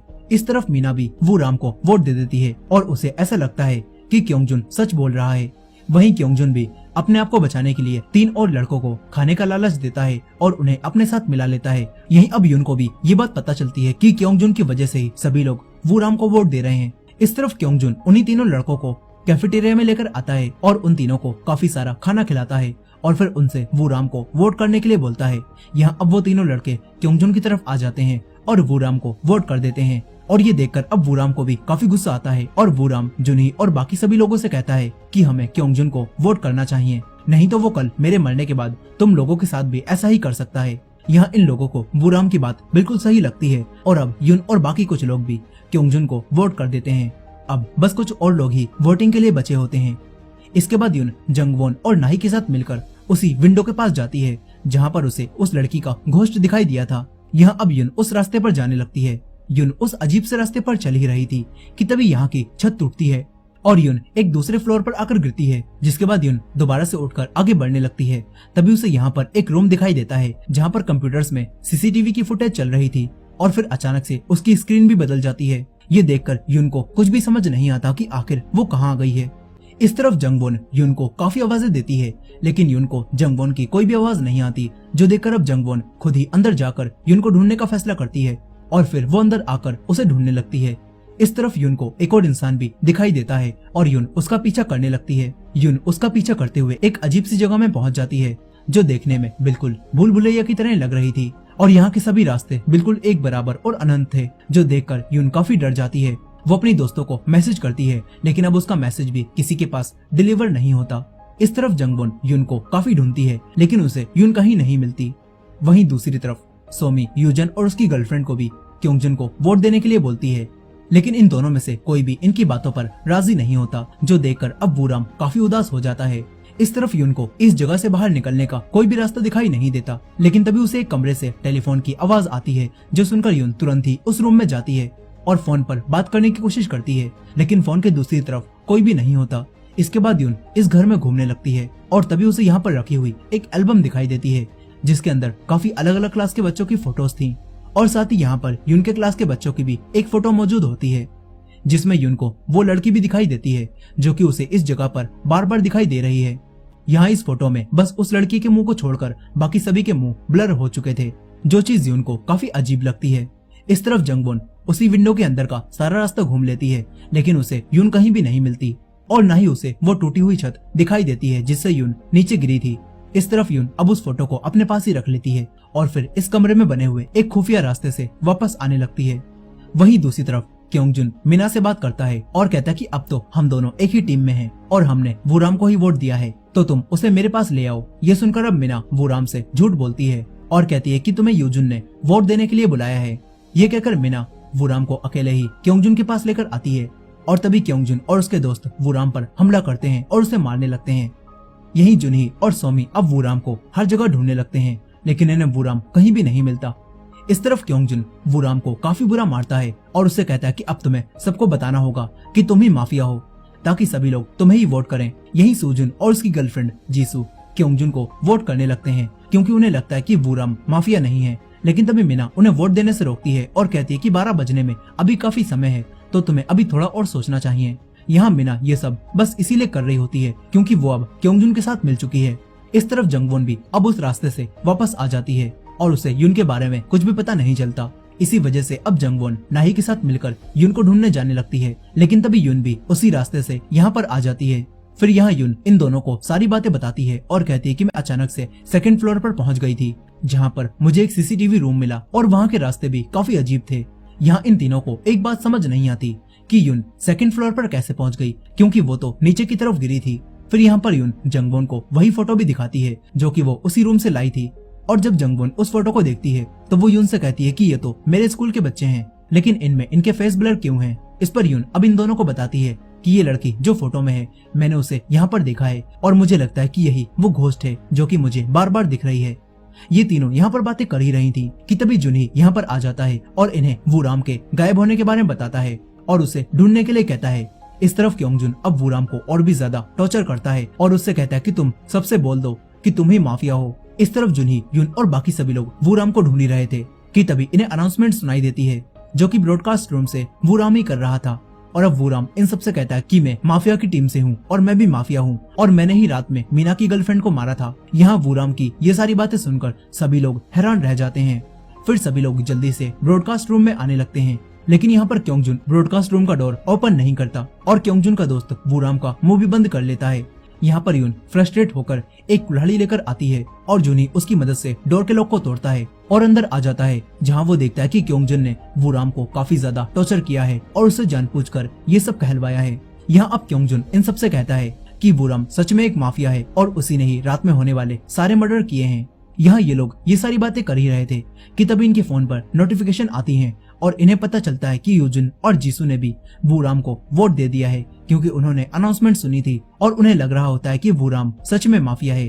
अब यहाँ पर सबसे ज्यादा वोट वूराम को मिलते हैं और ये देखकर वूराम काफी दुखी हो जाता है। उसे क्योंगजुन पर काफी गुस्सा भी आता है, इसीलिए वूराम उसी कुल्हाड़ी से क्योंगजुन पर हमला करने लगता है और उसे मारने की कोशिश करता है। लेकिन तभी दोबारा से अनाउंसमेंट होती है और वूराम को ज्यादा वोट मिलने की वजह से उसे एग्जीक्यूट कर दिया जाता है और फिर वूराम भी पोजेस्ड होता है और खुद ही को उस कुल्हाड़ी से मार लेता है और यहीं मर जाता है। वूराम के मरने के बाद अनाउंसमेंट होती है और सभी को बताया जाता है कि वूराम एक माफिया था और वो भी माफिया टीम में था और अब इस गेम में 2 माफिया एग्जीक्यूट हो चुके हैं। यहाँ ये बात जानकर कि वूराम एक माफिया था सभी लोग हैरान रह जाते हैं और क्योंगजुन भी काफी खुश होता है क्योंकि उसका अंदाजा बिल्कुल सही निकला। फिर हमें पास्ट का एक सीन दिखाया जाता है जिससे हमें पता चलता है कि वूराम ने ही मीना की फ्रेंड का गला दबाकर उसे मारा था। यहाँ युन और सारे बच्चे ये देखकर हैरान रह जाते हैं और सभी लोग अब जल्दी जल्दी अपने अपने रूम में छुपने जाने लगते हैं, क्योंकि इस गेम के रूल के हिसाब से हर रात माफिया को दूसरी टीम से किसी एक प्लेयर को मारकर एग्जीक्यूट करना होता है और इसी वजह से अब सभी लोग अपने आप को छुपा लेते हैं। अब यहाँ जुनही भी युन को अपने साथ लेकर यहाँ से जाने लगता है और ये देखकर सोमी को बिल्कुल भी अच्छा नहीं लगता क्योंकि वो जुनही को पसंद करती थी। फिर सभी लोग कहीं न कहीं छुप जाते हैं। तभी एक बेल बजती है और फिर सभी लोग तुरंत ही सो जाते हैं। इसके बाद अगली सुबह दोबारा से एक बेल बजती है और उससे सभी लोग जाग जाते हैं। तभी अनाउंसमेंट होती है और सबको पता चलता है कि रात के समय में माफिया ने जीसू को मार दिया और साथ ही इन सभी को फिर से बताया जाता है कि माफिया को ढूंढकर उसे वोट करो। ये सुनकर सभी लोग अब अपने रूम से बाहर निकलते हैं और देखते हैं कि जीसू के मरने से उसका बॉयफ्रेंड यूजुन काफी ज्यादा रो रहा है। इसके बाद क्योंगजुन सभी लोगों को अपने पास बुलाता है और उनसे कहता है कि मैंने कल वूराम को पहचान लिया था कि वही माफिया है और इसीलिए अब तुम सभी लोगों को मेरा कहना मानना होगा और अब तुम सभी लोग मुझे बताओ कि तुम्हें क्या लगता है कौन माफिया है। मगर इस बात पर जुनही क्योंगजुन से कहता है कि कौन माफिया है इस बात का फैसला तुम अकेले नहीं कर सकते। ये सुनकर क्योंगजुन जुनही से कहता है कि मुझे लगता है कि जिसने कल वूराम को छोड़कर मुझे वोट किया था वो सभी लोग माफिया हैं, क्योंकि उन्होंने वूराम का साथ दिया था और एक टीम बना ली थी। इसी वजह से वो माफिया हो सकते हैं और उन्हीं में से किसी एक ने जीसू को मारा होगा। लेकिन जुनही क्योंगजुन से कहता है कि हमें वूराम के माफिया होने के बारे में पता नहीं था और इसीलिए हमने कल उसे छोड़कर तुम्हें वोट किया था। यहाँ सोमी भी क्योंगजुन से कहती है कि जीसू तो हमारी दोस्त थी तो हम आखिर उसे कैसे मार सकते हैं। यहाँ अब ये सभी लोग सोचते हैं कि जीसू मर गई और उसके बॉयफ्रेंड यूजुन ने उसकी जान नहीं बचाई, तो फिर यूजुन डॉक्टर नहीं हो सकता। ये लोग ये बात इसलिए सोच रहे होते हैं क्योंकि यूजुन के चोट लग गई थी और फिर उसकी चोट बहुत जल्दी ही ठीक हो गई थी, इसीलिए इन्हें लग रहा था कि यूजुन डॉक्टर हो सकता है और उसने अपने पावर का इस्तेमाल खुद पर किया होगा। लेकिन अब जीसू के मरने के बाद सबको ऐसा लगता है कि यूजुन डॉक्टर नहीं है। लेकिन फिर ये लोग सोचते हैं कि ये भी तो हो सकता है कि जीसू को उसके बॉयफ्रेंड यूजुन ने ही मारा हो और वो एक माफिया हो। लेकिन तभी जुन ही कहता है कि यूजुन अपनी गर्लफ्रेंड से बहुत प्यार करता था और इसी वजह से यूजुन उसे नहीं मार सकता। ये सुनकर अब क्योंगजुन जुनही को ही माफिया बताने लगता है और कहता है कि इसी ने जरूर जीसू को मारा होगा। लेकिन तभी यून सबसे कहती है कि जुनही माफिया नहीं है और अब यहाँ पर यून सबको बता देती है कि मुझे बेसमेंट में एक ऐसा रूम मिला है जहाँ पर कंप्यूटर्स में सीसीटीवी की फुटेज चल रही है और हम वहाँ जाकर सीसीटीवी की फुटेज को देखकर ये पता लगा सकते हैं कि कौन माफिया है और किसने रात में जीसू को मारा है। इसके बाद ये सभी लोग उसी रूम में आ जाते हैं और यहाँ पर जंगवुन सीसीटीवी की फुटेज को चेक करने लगती है। लेकिन तभी यहाँ पर इन्हें पता चलता है कि किसी ने सारी फुटेज को पहले ही यहाँ पर आकर डिलीट कर दिया है और ये देखकर अब क्योंगजुन यून पर ही इस सब का इल्जाम लगाने लगता है और कहता है कि तुम्हें इस सब के बारे में पहले से पता था, तो हो सकता है कि तुमने ही यहाँ आकर फुटेज को डिलीट किया हो, यानी कि तुम ही एक माफिया हो। ये सब सुनकर यूजुन भी यून से पूछता है कि क्या इस जगह के बारे में तुम्हें पहले से पता था और तुमने ही वो फुटेज डिलीट की है या फिर नहीं। ये सुनकर यून अब काफी डर जाती है और सबको समझाने की कोशिश करती है कि वो एक सिटीजन है। लेकिन अब क्योंगजुन और उसकी टीम यून को वोट करने लगती है। इससे यून को काफी सारे वोट मिल जाते हैं।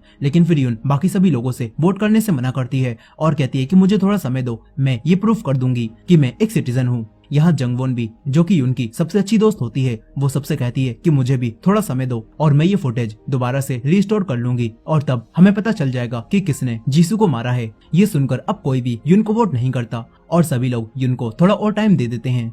यही सोमी, जो कि कहीं ना कहीं यून से जलती है, वो मीना और नाही से बात करती है और कहती है कि मैं यून को वोट दे रही हूँ और तुम्हें भी यून को ही वोट देना चाहिए, क्योंकि कल यून सबसे ज्यादा वूराम को सपोर्ट कर रही थी, इसीलिए हो सकता है कि वो भी एक माफिया हो। लेकिन इस बात पर नाही इन लोगों से ऐसा करने से मना करती है और कहती है कि अगर हमने अभी यून को वोट कर दिया और बाद में हमें पता चला कि यून एक सिटीजन है तो हमें काफी बुरा लगेगा, इसीलिए हमें अभी थोड़ा और वेट कर लेना चाहिए। मगर ये बात सुनकर अब सोमी नाही को ही माफिया कहने लगती है। यही जंगवोन भी सीसीटीवी की फुटेज को रिस्टोर करने की काफी कोशिश करती है और यही यून को वही सेकंड फ्लोर याद आता है जहाँ पर उसे वो फोटो मिली थी। यहाँ अब यून दोबारा से उसी जगह पर जाने लगती है और वो जुनी को भी अपने पास मौजूद वही फोटो दिखाती है कि मैंने एक जगह से इसे और सीसीटीवी रूम को देखा था और शायद हम लोग वहाँ जाकर ये पता कर सकते हैं कि ये सारे मर्डर्स आखिर कौन कर रहा है। ये सुनकर अब जुनी भी यून के साथ जाने के लिए बोलता है। इसके बाद ये दोनों उसी विंडो के रास्ते से होते हुए आगे जाने लगते हैं। तभी यून जुनही से कहती है कि अगर मैं सच में कोई माफिया होती तो क्या तुम मुझे वोट करते। इस पर जुनही यून से कहता है कि मैं किसी भी हाल में तुम्हें वोट नहीं करता। ये सब सुनकर यून को काफी अच्छा लगता है।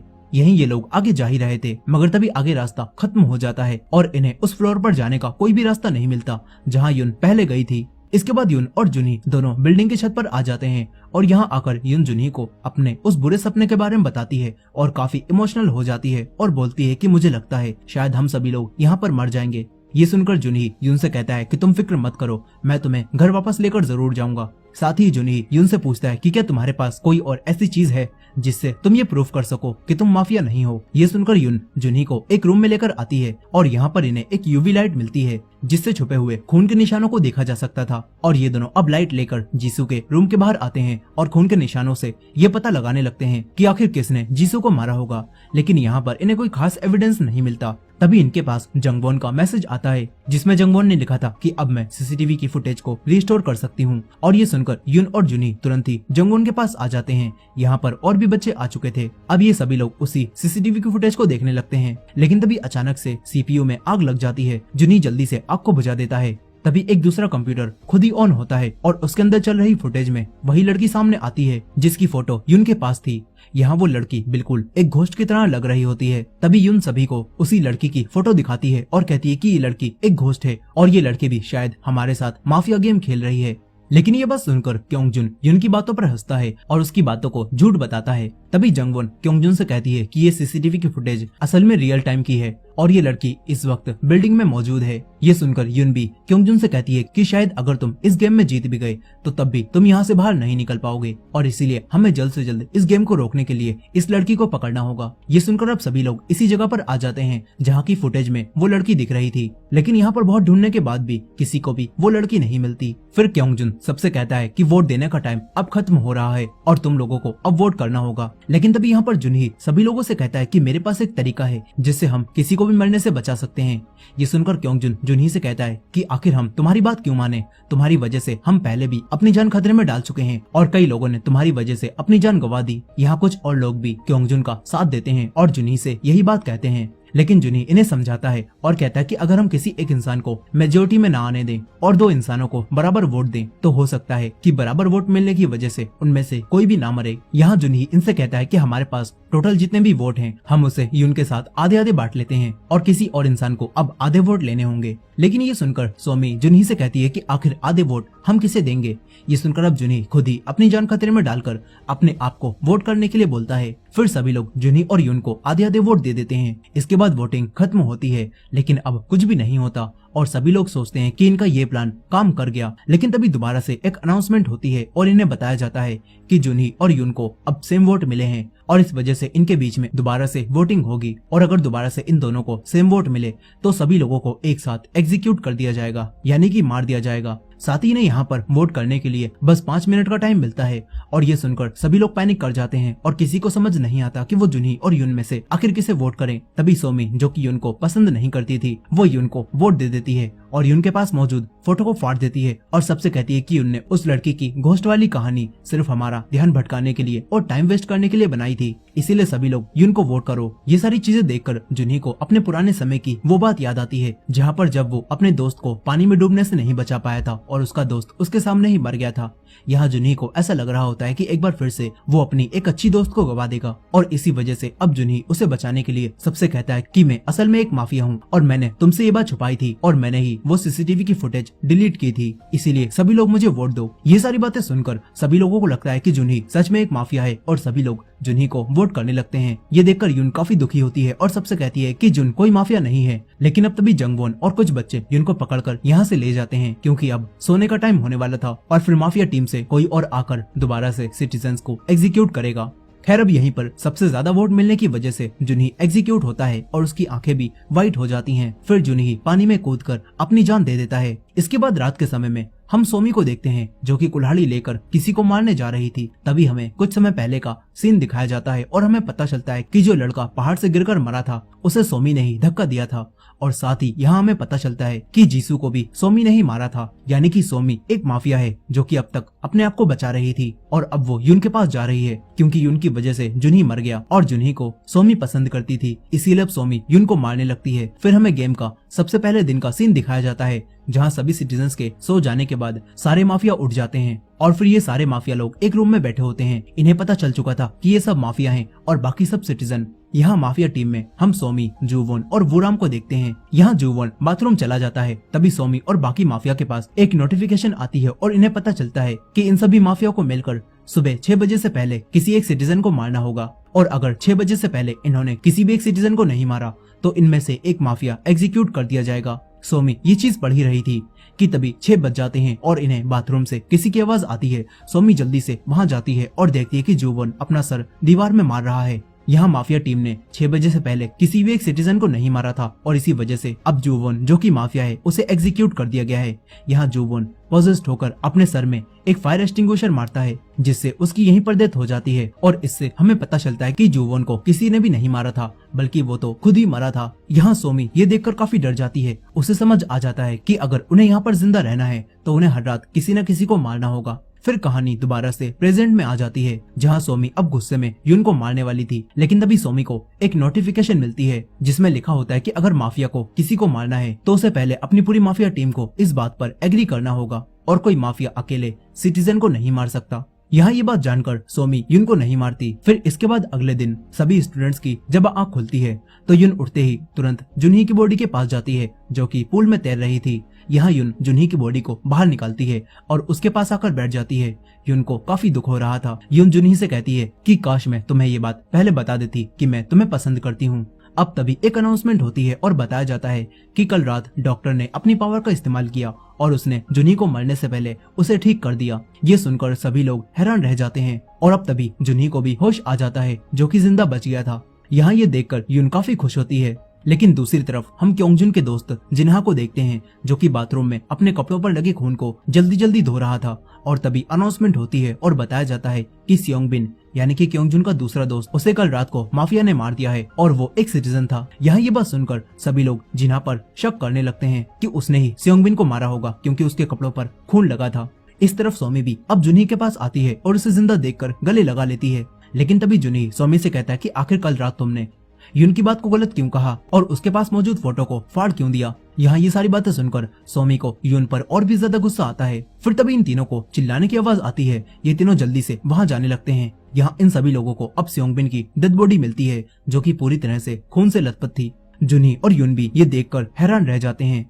फिर सभी लोग समझते हैं कि जिन्हा ने ही सियोंगबिन को मारा होगा, क्योंकि उसके कपड़ों पर खून लगा हुआ था। लेकिन जिन्हा इन सब से मना करता है और कहता है कि जब मैं सुबह उठा तो सियोंगबिन मर चुका था और उसका खून मेरे कपड़ों पर लगा हुआ था। लेकिन सभी को लगता है कि जिन्हा झूठ बोल रहा है। यहीं अब यून सियोंगबिन की फोटो लेने लगती है और साथ ही ये चेक करती है कि आखिर सियोंगबिन की डेथ कैसे हुई है। फिर यून अपनी दोस्त जंगवोन को बताती है कि सियोंगबिन को किसी ने बहुत बेरहमी से मारा है और उसके ऊपर कई बार चाकू से हमला किया गया है। यून कहती है कि किसी भी माफिया ने पहले किसी भी सिटीजन को ऐसे नहीं मारा, इस बार जरूर मामला पर्सनल रहा होगा। और यही बात सोचकर यून काफी हैरान थी। वहीं दूसरी तरफ जिन्हा भी क्योंगजुन से कहता है कि मैंने सियोंगबिन को नहीं मारा और उसके मरने के बाद उसका खून मेरे कपड़ों पर कैसे लगा, इस बारे में भी मुझे कुछ नहीं पता। यहाँ जिन्हा क्योंगजुन से हेल्प मांगता है और कहता है कि तुम सभी के सामने कह देना कि मैं एक सिटीजन हूँ और मैं कोई माफिया नहीं हूँ। अब तभी इन सभी लोगों को दीवार पर एक नोट लिखा हुआ मिलता है, जिसमें लिखा हुआ था कि जुनही एक सिटीजन है और इसमें लिखा होता है कि ये खबर पुलिस ने दी है, यानी कि अब पुलिस और डॉक्टर दोनों ही एक्शन में आ चुके हैं। और ये नोट देखकर सभी बच्चे जुनही से पूछते हैं कि क्या ये तुमने किया है। इस पर जुनही सबसे मना करता है। यहाँ जुनही भी अब सबको बता देता है कि मैं एक सिटीजन हूँ और मैंने कल रात को तुमसे झूठ बोला था कि मैं माफिया हूँ। लेकिन क्योंगजुन जुनही की बात पर यकीन नहीं करता और कहता है कि कल जब तुम मरे थे तो हमें ये नहीं बताया गया कि तुम सिटीजन हो या फिर माफिया, इसीलिए हम तुम्हारी बातों पर विश्वास नहीं कर सकते। यहाँ अब ये सभी लोग जुनही की बात को छोड़कर सियोंगबिन के मर्डर के बारे में बात करने लगते हैं और हर किसी को शक जिन्हा पर ही होता है। तभी जिन्हा सबसे कहता है कि मैंने सियोंगबिन को नहीं मारा और किसी ने जानबूझकर मेरे ऊपर खून लगाया है ताकि मैं फंस जाऊं। साथ ही जिन्हा सबसे कहता है कि मैं एक सिटीजन हूँ और क्योंगजुन भी ये बात जानता है। लेकिन यहाँ पर क्योंगजुन सबके सामने जिन्हा से कहता है कि तुम्हारे कपड़ों पर सियोंगबिन का खून लगा था और मुझे लगता है कि तुम शायद एक माफिया हो। यहाँ क्योंगजुन अब सभी लोगों को जिन्हा को ही वोट देने के लिए बोलता है, जो सुनकर जिन्हा को काफी ज्यादा गुस्सा आता है और वो क्योंगजुन पर ही हमला करने लगता है। मगर यहाँ क्योंगजुन उल्टा जिन्हा को ही मारता है और अब अपना फोन निकालकर जिन्हा को वोट करने लगता है। लेकिन तभी जुनी बीच में आता है और वो क्योंगजुन का फोन छीन लेता है और उसे वोट देने से मना करता है। साथ ही जुनी सभी लोगों से कहता है कि हम लोग आज रात 11 बजे एक जगह इकट्ठा होंगे और तब ये फैसला करेंगे कि हमें किसे वोट देना है। ये सुनकर अब सभी लोग यहाँ से जाने लगते हैं। तभी जिन्हा एक बार फिर से सबसे कहता है कि मैंने किसी को नहीं मारा और इस पर यून भी सभी से कहती है कि मुझे लगता है कि जिन्हा ने सियोंगबिन को नहीं मारा होगा, वरना वो सियोंगबिन का खून अपने कपड़ों पर नहीं लगने देता। इसी बात पर मीना नाम की लड़की भी यून से कहती है कि मुझे तो लगता है वो क्योंगजुन ही जरूर एक माफिया होगा। वहीं दूसरी तरफ जुनही भी सोमी से कहता है कि तुम मेरी वजह से यून को परेशान करना बंद कर दो। लेकिन ये सुनकर सोमी को गुस्सा आ जाता है और वो जुनही से कहती है कि मैं तुम्हारी हमेशा इतनी मदद करती हूँ, लेकिन अगर तुम ऐसी हरकतें करोगे तो मैं तुम्हें माफिया समझने लगूंगी। इस बात पर जुनही सोमी से कहता है कि तुम मुझे चाहे जो भी समझो, मुझे कोई भी फर्क नहीं पड़ता। इतना बोलकर जुनही यहाँ से चला जाता है। फिर इसके बाद जुनही यून और बाकी सभी के साथ मिलकर जब खाना खा रहा था तो तभी ने यहाँ पर अलमारी में वूराम का कैमरा दिखाई देता है। जुनही उस कैमरे को निकालता है और यून को पहाड़ से दिखे उन्हीं दोनों इंसानों की वीडियो को दिखाता है, जिसमें वो दोनों इंसान बिल्कुल भी मूव नहीं कर रहे थे। यहाँ यून उस कैमरे में बाकी फोटोज को भी देखती है, लेकिन उन सभी फोटोज में हर किसी का फेस ब्लर आया होता है, जो देखकर यून को वही फोटो याद आती है जिसमें एक लड़की को छोड़कर बाकी सभी का फेस ब्लर था। इस तरफ जिन्हा ये याद करने की कोशिश करता है कि किसने उसे और सियोंगबिन को छुपते हुए देखा था। तभी उसे याद आता है कि जब क्योंगजुन कैंटीन में छुप रहा था तो उसने उन दोनों को वहां आने से मना कर दिया था और तभी जिन्हा सियोंगबिन के साथ दूसरे रूम में छुप गया था। यहाँ क्योंगजुन ने उन्हें वहां छुपते हुए देख लिया था और इस बात से अब जिन्हा को लगता है कि कहीं क्योंगजुन ने ही तो सियोंगबिन को नहीं मारा। वहीं दूसरी तरफ यून अब वूराम के कैमरे की फोटो से कुछ पता लगाने की कोशिश कर रही थी, लेकिन तभी उसे ऐसा लगता है कि उसकी टेबल के नीचे कोई तो है। यून नीचे देखती है और उसे अचानक से कुछ दिखाई देकर गायब हो जाता है।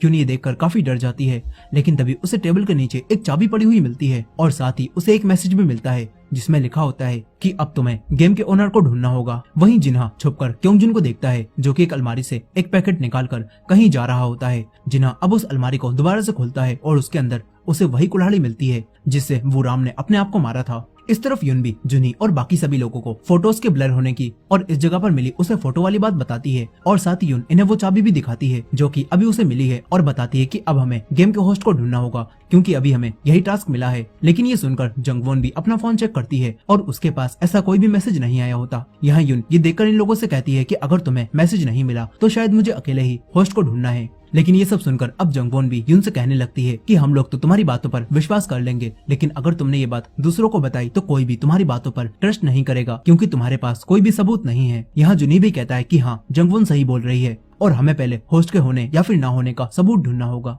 इस तरफ यूजुन अपनी गर्लफ्रेंड जीसू की फोटो देखकर काफी ज्यादा रो रहा था। तभी उसे क्योंगजुन और उसके पीछे जाता हुआ जिन्हा दिखाई देता है जिसने अपने साथ वही कुल्हाड़ी ले रखी थी और ये देखकर यूजुन भी अब इनका पीछा करने लगता है। यहाँ क्योंगजुन एक पुराने रूम में जाता है और तभी जिन्हा भी उसके पीछे रूम में आने लगता है, लेकिन तभी क्योंगजुन उसे देख लेता है और उस पर हमला कर देता है। लेकिन तभी जिन्हा क्योंगजुन के उसी पैकेट में क्योंगजुन की खून में सनी हुई जैकेट को देखता है और समझ जाता है कि क्योंगजुन ने ही जरूर सेओंगबिन को मारा होगा। लेकिन क्योंगजुन जिन्हा से कहता है कि मैंने किसी को नहीं मारा और किसी ने तुम्हारी तरह ही मुझे भी फंसाने के लिए ऐसा किया था। यहाँ पर ये दोनों अब आपस में ही लड़ाई करने लगते हैं और यूजुन इन दोनों को रिकॉर्ड करने लगता है। लेकिन तभी उसके पास का सामान गिर जाता है और ये दोनों यूजुन को देख लेते हैं और उसे पकड़ने लगते हैं। तभी यूजुन समझता है कि इन्होंने ही जीसू को मारा है, इसीलिए वो चिल्लाकर और लोगों को भी यहाँ बुलाने लगता है। ये देखकर जिन्हा यूजुन को चुप कराता है, लेकिन यूजुन जिन्हा के हाथ पर काटता है और यहाँ से भागने की कोशिश करता है, मगर तभी क्योंगजुन उसे धक्का देता है जिस वजह से यूजुन का सर एक पत्थर पर गिरता है और उसका सर घायल हो जाता है। ये देखकर क्योंगजुन समझ जाता है कि अब इन लोगों को यूजुन को मारना ही होगा, इसलिए अब क्योंगजुन एक पत्थर उठाकर यूजुन के सर में मारने लगता है और साथ ही वो जिन्हा को भी यूजुन को मारने के लिए बोलता है। इसके बाद जिन्हा भी यूजुन के सर में पत्थर मारने लगता है और फिर ये लोग यहाँ से चले जाते हैं। लेकिन यहाँ पर अभी यूजुन जिंदा होता है और अब हमें फिर से पास्ट का वही सीन दिखाया जाता है जब यूजुन को पता चला था कि वो कौन है। और यहाँ हम देखते हैं कि यूजुन को इस गेम में डॉक्टर के रूप में चुना गया था और वो अपनी हीलिंग पावर से किसी को भी जिंदा कर सकता था, लेकिन वो अपनी पावर को 48 घंटों में यानी कि 2 दिन में सिर्फ एक बार यूज कर सकता था। साथ ही हमें पता चलता है कि पहले दिन जब सारे बच्चे यहाँ से भाग रहे थे और जब 2 स्टूडेंट्स एक दूसरे को मार रहे थे तो तब यूजुन ने डरकर अपने ऊपर ही अपनी पावर का यूज कर लिया था जिससे वो ठीक हो गया था। लेकिन फिर जब जीसू मरी और उसने जब ये देखा तो उसने जीसू को भी जिंदा करने की कोशिश की थी, मगर उसे अपनी पावर को यूज करे हुए 2 दिन नहीं हुए थे, इसी वजह से वो जीसू को ठीक नहीं कर पाया था। फिर इसके बाद जब यूजुन ने देखा था कि जुनही युन को बचाने के लिए सबसे कह रहा है कि वो माफिया है, तो यूजुन समझ गया था कि जुनही झूठ बोल रहा है और इसीलिए यूजुन ने अपनी पावर्स का यूज करके जुनही को ठीक कर दिया था। अब कहानी वापस प्रेजेंट में आती है और यहाँ यूजुन को अपनी पावर यूज करे हुए 48 घंटे नहीं हुए थे, इसी वजह से वो खुद को ठीक नहीं कर पाता। और कुछ समय बाद जुनही और युन को अनाउंसमेंट से पता चलता है कि यूजुन मर चुका है और वो एक डॉक्टर था। ये बात जानकर युन काफी हैरान रह जाती है। इसके बाद ये सभी लोग यूजुन की बॉडी के पास आते हैं और यहाँ सभी लोगों को यूजुन की बॉडी को देखकर ऐसा लगता है कि वो पत्थर पर गिरकर मर गया। लेकिन तभी युन सबसे कहती है कि ये एक मर्डर है क्योंकि यूजुन के सर के नीचे ही नहीं बल्कि सर के ऊपर भी चोट लगी हुई है और इसे जानबूझकर किसी ने पत्थर से मारा है। यहाँ युन अब इस जगह की भी फोटो लेने लगती है और कोई एविडेंस ढूंढने की कोशिश करती है और युन को किसी के जूते का टूटा हुआ हिस्सा मिलता है और कुछ खून लगे हुए पत्थर मिलते हैं। फिर कुछ समय बाद सभी लोगों को दीवार पर लगा हुआ एक और मैसेज मिलता है जिसमें लिखा होता है कि जुनही और दाबम दोनों ही माफिया हैं और ये मैसेज भी पुलिस का होता है। ये देखकर अब सभी लोग जुनही और दाबम को माफिया समझते हैं। लेकिन तभी मीना कहती है कि जब पुलिस ने पहले जुनही को सिटीजन बताया था तो अब जुनही माफिया कैसे हो सकता है। और ये सुनकर युन भी सबसे कहती है कि जरूर ये काम उसी इंसान ने किया होगा जिसने अभी अभी यूजुन को मारा है और अब वो इसका इल्जाम जुनही और दाबम पर लगा रहा है। लेकिन ये सुनकर अब क्योंगजुन उस मैसेज को फाड़ देता है और कहता है कि जो भी पुलिस है वो खुद सामने आ जाओ और सब कुछ सच बता दो। यहाँ अब क्योंगजुन सबके फोन चेक करने के लिए बोलता है ताकि ये पता लग जाए कि कौन पुलिस है। लेकिन यहाँ युन उसे ऐसा करने से मना करती है और कहती है कि मुझे पता चल गया है कि यूजुन को किसने मारा है। इसके बाद युन सभी को यूजुन की बॉडी के पास से मिले हुए उसी जूते के फुटप्रिंट और उसके टूटे हुए हिस्से को दिखाती है और कहती है कि ये यूजुन को मारने वाले के ही हैं। ये सुनकर अब जुनही उस टूटे हुए हिस्से को देखता है और बताता है कि ये तो बास्केटबॉल के जूतों में लगा होता है और अब सभी लोग क्योंगजुन और जिन्हा पर ही शक करने लगते हैं क्योंकि वही लोग बास्केटबॉल खेलते थे। फिर ये सब इन दोनों के जूते चेक करते हैं और इन्हें पता चल जाता है कि वो टूटा हुआ हिस्सा जिन्हा के जूते का है और साथ ही इन्हें जिन्हा के हाथ पर यूजुन का काटने का निशान भी दिखाई देता है और इसीलिए अब सभी लोग जिन्हा को यूजुन का किलर मानने लगते हैं। लेकिन तभी जिन्हा सबसे कहता है कि ये मैंने अकेले नहीं किया बल्कि क्योंगजुन ने भी उसे मारा था। मगर क्योंगजुन जिन्हा से कहता है कि इन लोगों को अब तुम्हारे खिलाफ सबूत मिल चुका है और कहता है कि इन लोगों को खून में सने हुए वो पत्थर भी मिल चुके हैं जिनसे तुमने यूजुन को मारा था। लेकिन ये सुनकर जंगवुन और युन हैरान रह जाती हैं और कहती हैं कि उस पत्थर के बारे में तो हम दोनों ने अभी तक किसी को भी नहीं बताया, तो तुम्हें उन पत्थरों के बारे में आखिर कैसे पता चला। और इस बात पर क्योंगजुन कुछ भी नहीं बोलता और बात को भटकाने के लिए अब वो जिन्हा को पीटने लगता है।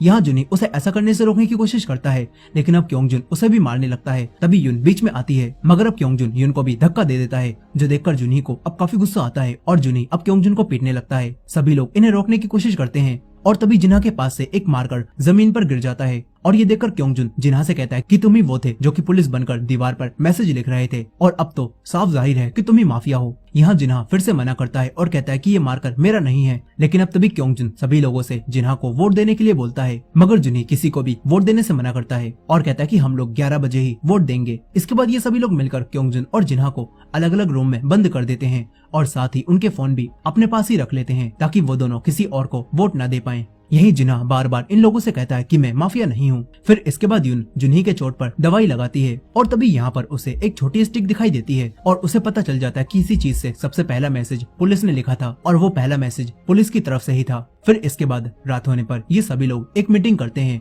और क्योंगजुन और जिन्हा में से किसे वोट दें ये डिसाइड करने लगते हैं। फिर ये सभी लोग आपस में मिलकर ये फैसला करते हैं कि माफिया कौन हो सकता है। फिर काफी सोचने के बाद ये लोग क्योंगजुन और जिन्हा में से किसे वोट देना है ये फैसला कर लेते हैं। इसके बाद जुनी सभी लोगों से कहता है कि सभी लोग अपने अपने वोट देकर छुप जाओ और मैं क्योंगजुन और जिन्हा को उनके फोन वापस देने चला जाऊंगा। यहाँ जुनी इसलिए ये सब बोल रहा था ताकि जिसे ज्यादा वोट मिले हों वो किसी को मारने की कोशिश ना करे। इसके बाद सभी लोग वोट देकर छुपने लगते हैं। यहाँ जुनी जिन्हा को उसका फोन देने जाता है। जिन्हा फोन को देखता है और उसे पता चलता है कि सभी लोगों ने उसे ही वोट दिया है और ये देखकर जिन्हा रोने लगता है। वो जुनी से कहता है कि मैं माफिया नहीं हूँ और मैं एक सिटीजन हूँ, मुझे बचा लो। लेकिन जुनी जिन्हा से कहता है कि यूजुन को मारने की ये तुम्हारी सजा है और इतना बोलकर जुनी यहाँ से चला जाता है। लेकिन कहीं न कहीं जुनी को भी ये सब करके बुरा लग रहा होता है। फिर हमें कुछ समय पहले का एक सीन दिखाया जाता है और हमें पता चलता है कि जुनी और दाबम को माफिया बताने वाला मैसेज क्योंगजुन ने ही लगाया था ताकि सभी लोग इन दोनों पर शक करने लगे। अब इसके बाद जब दाबम क्योंगजुन को उसका फोन देने वापस जाता है तो उससे कहता है कि अगर तुम्हें तुम्हारा फोन वापस चाहिए तो तुम्हें हमें कैंटीन की चाबियां देनी होंगी। यहाँ दाबम के साथ इस काम में सोमी और मीना भी मिल गई होती हैं और ये लोग कैंटीन की चाबियां इसीलिए मांग रही होती हैं क्योंकि कैंटीन ही सबसे ज्यादा सेफ जगह है और वहाँ पर माफिया रात में नहीं आ सकता। यहाँ क्योंगजुन ये बात सुनकर काफी गुस्से में आ जाता है और वो दाबम को मारने की धमकी भी देने लगता है। मगर दाबम क्योंगजुन से कहता है कि अगर तुमने 12 बजे से पहले अपना वोट नहीं दिया तो तुम मर जाओगे, इसीलिए तुम्हें जल्दी ही अपना फोन चाहिए होगा, तो तुम हमारी शर्त मान जाओ। ये सुनकर अब क्योंगजुन मजबूरी में इन तीनों को चाबियां दे देता है।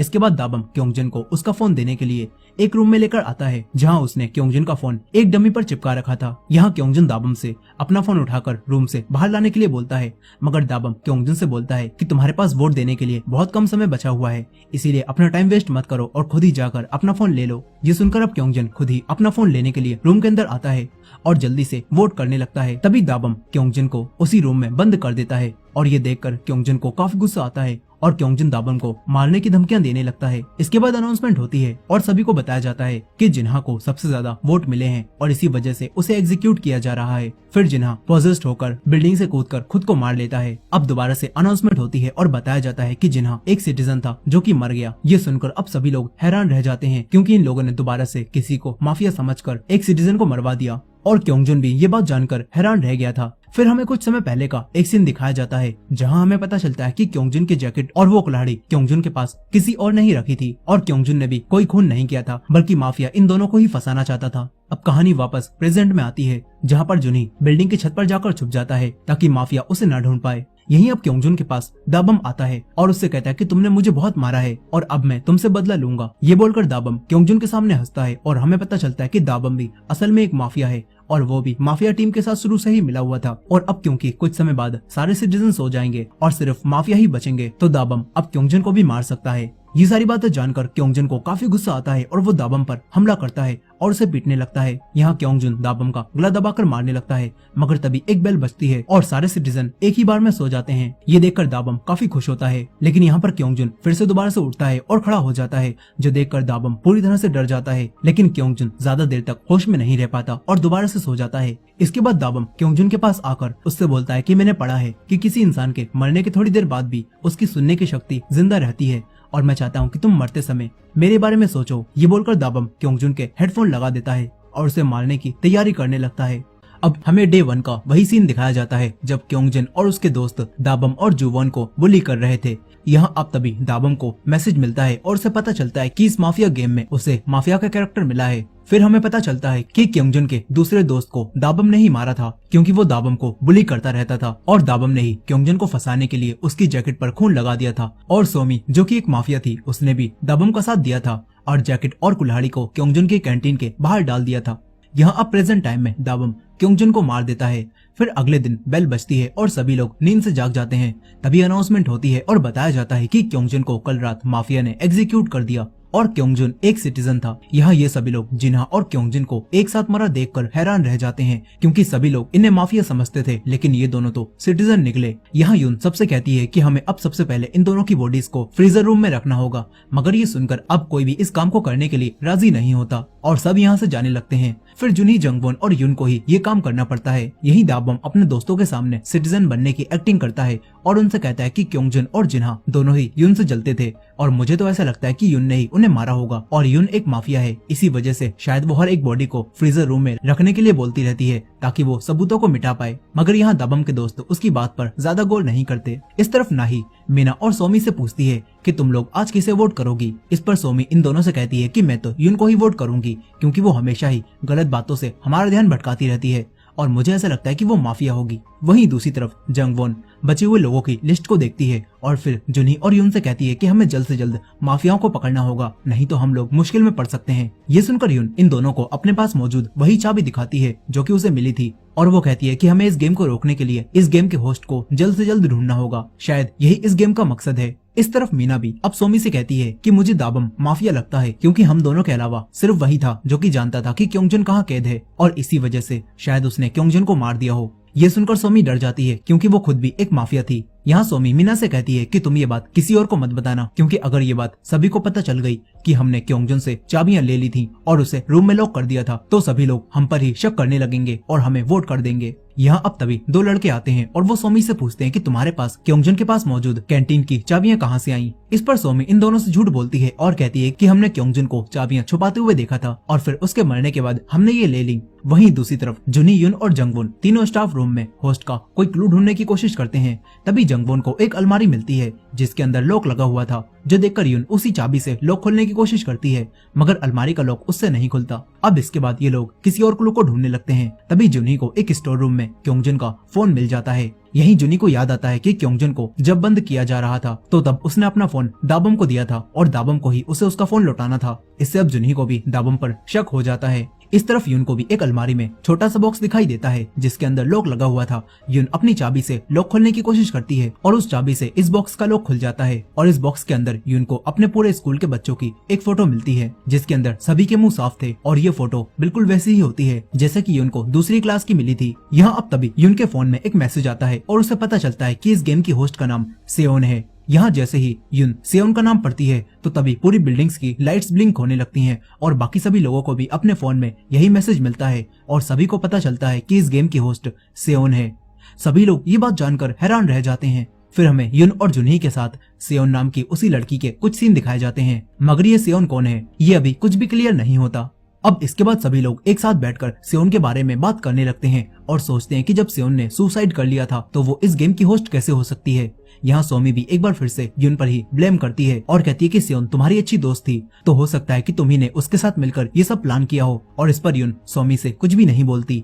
यही मीना भी सबसे कहती है कि जब सेओन ने खुद ही सुसाइड किया था तो वो हमारे साथ ऐसा क्यों कर रही है। तभी जंगवॉन सबसे कहती है कि मुझे लगता है शायद सेओन ने सुसाइड ना किया हो बल्कि उसका किसी ने मर्डर किया हो। और ये सुनकर एक लड़का भी सबसे कहता है कि मैंने सुना था कि सियोन को उस जगह से किसी ने धक्का दिया था और शायद इस सब के पीछे असली माफिया का हाथ था। यहाँ ये सारी बातें सुनने के बाद यून सबसे कहती है कि मुझे लगता है सियोन हमें ये गेम इसलिए खिला रही है क्योंकि वो शायद हमें ये बताना चाहती है कि उसका मर्डर हुआ था और उसे मारने वाला हम में से ही कोई एक है। यहाँ अब ये सभी लोग सोचते हैं कि आखिर सियोन को किसने मारा होगा और सियोन हमें सजा क्यों दे रही है। फिर कुछ समय बाद नाही सोमी से बात करती है और नाही सोमी से कहती है कि हमें सियोन के साथ वो सारा मजाक नहीं करना चाहिए था और शायद हमारे उस मजाक की वजह से ही सियोन की जान गई थी। यहाँ नाही सोमी से बोलती है कि हमें इस बारे में अब सबको बता देना चाहिए, लेकिन सोमी उसे ऐसा करने से मना कर देती है और बोलती है कि हमने अगर ऐसा किया तो सभी लोग हमें वोट करके यहाँ मार देंगे। यहाँ इन दोनों की बातों से ये साफ पता चल जाता है कि इन लोगों ने सियोन के साथ कुछ तो बहुत बुरा किया था जिस वजह से शायद उसकी जान गई है। और यही नाही को भी अपनी हरकतों पर पछतावा हो रहा होता है और वो सियोन को याद करके काफी रोती है। यही सोमी अब दाबम के पास आती है और उसे बताती है कि नाही हमारे लिए प्रॉब्लम्स क्रिएट कर सकती है क्योंकि हमने जो कुछ सियोन के साथ किया था वो सभी लोगों को बताने वाली है। मगर ये सुनकर दाबम सोमी से कहता है कि इस बात से मुझे क्या लेना देना, वैसे भी तुम्हें सियोन को इतना परेशान नहीं करना चाहिए था। ये सुनकर सोमी दाबम से कहती है कि तुम आज ऐसा बिहेव क्यों कर रहे हो जैसे तुमने कुछ किया ही ना हो। इस बात पर दाबम हंसने लगता है और कहता है कि तुम्हारे पास अब कोई भी सबूत नहीं है कि मैंने सियोन को बुली किया था और जिन जिन लोगों को ये बात पता है वो सब तो मर चुके हैं, इसीलिए अब तुम मेरा कुछ भी नहीं बिगाड़ सकती। यहाँ हमें दाबम की बातों से साफ पता चल जाता है कि दाबम ने भी सोमी के साथ मिलकर सियोन के साथ कुछ तो बुरा किया था और अब वो उन सारी चीजों से पीछे हट रहा है और सारा इल्जाम सोमी पर ही डाल रहा है।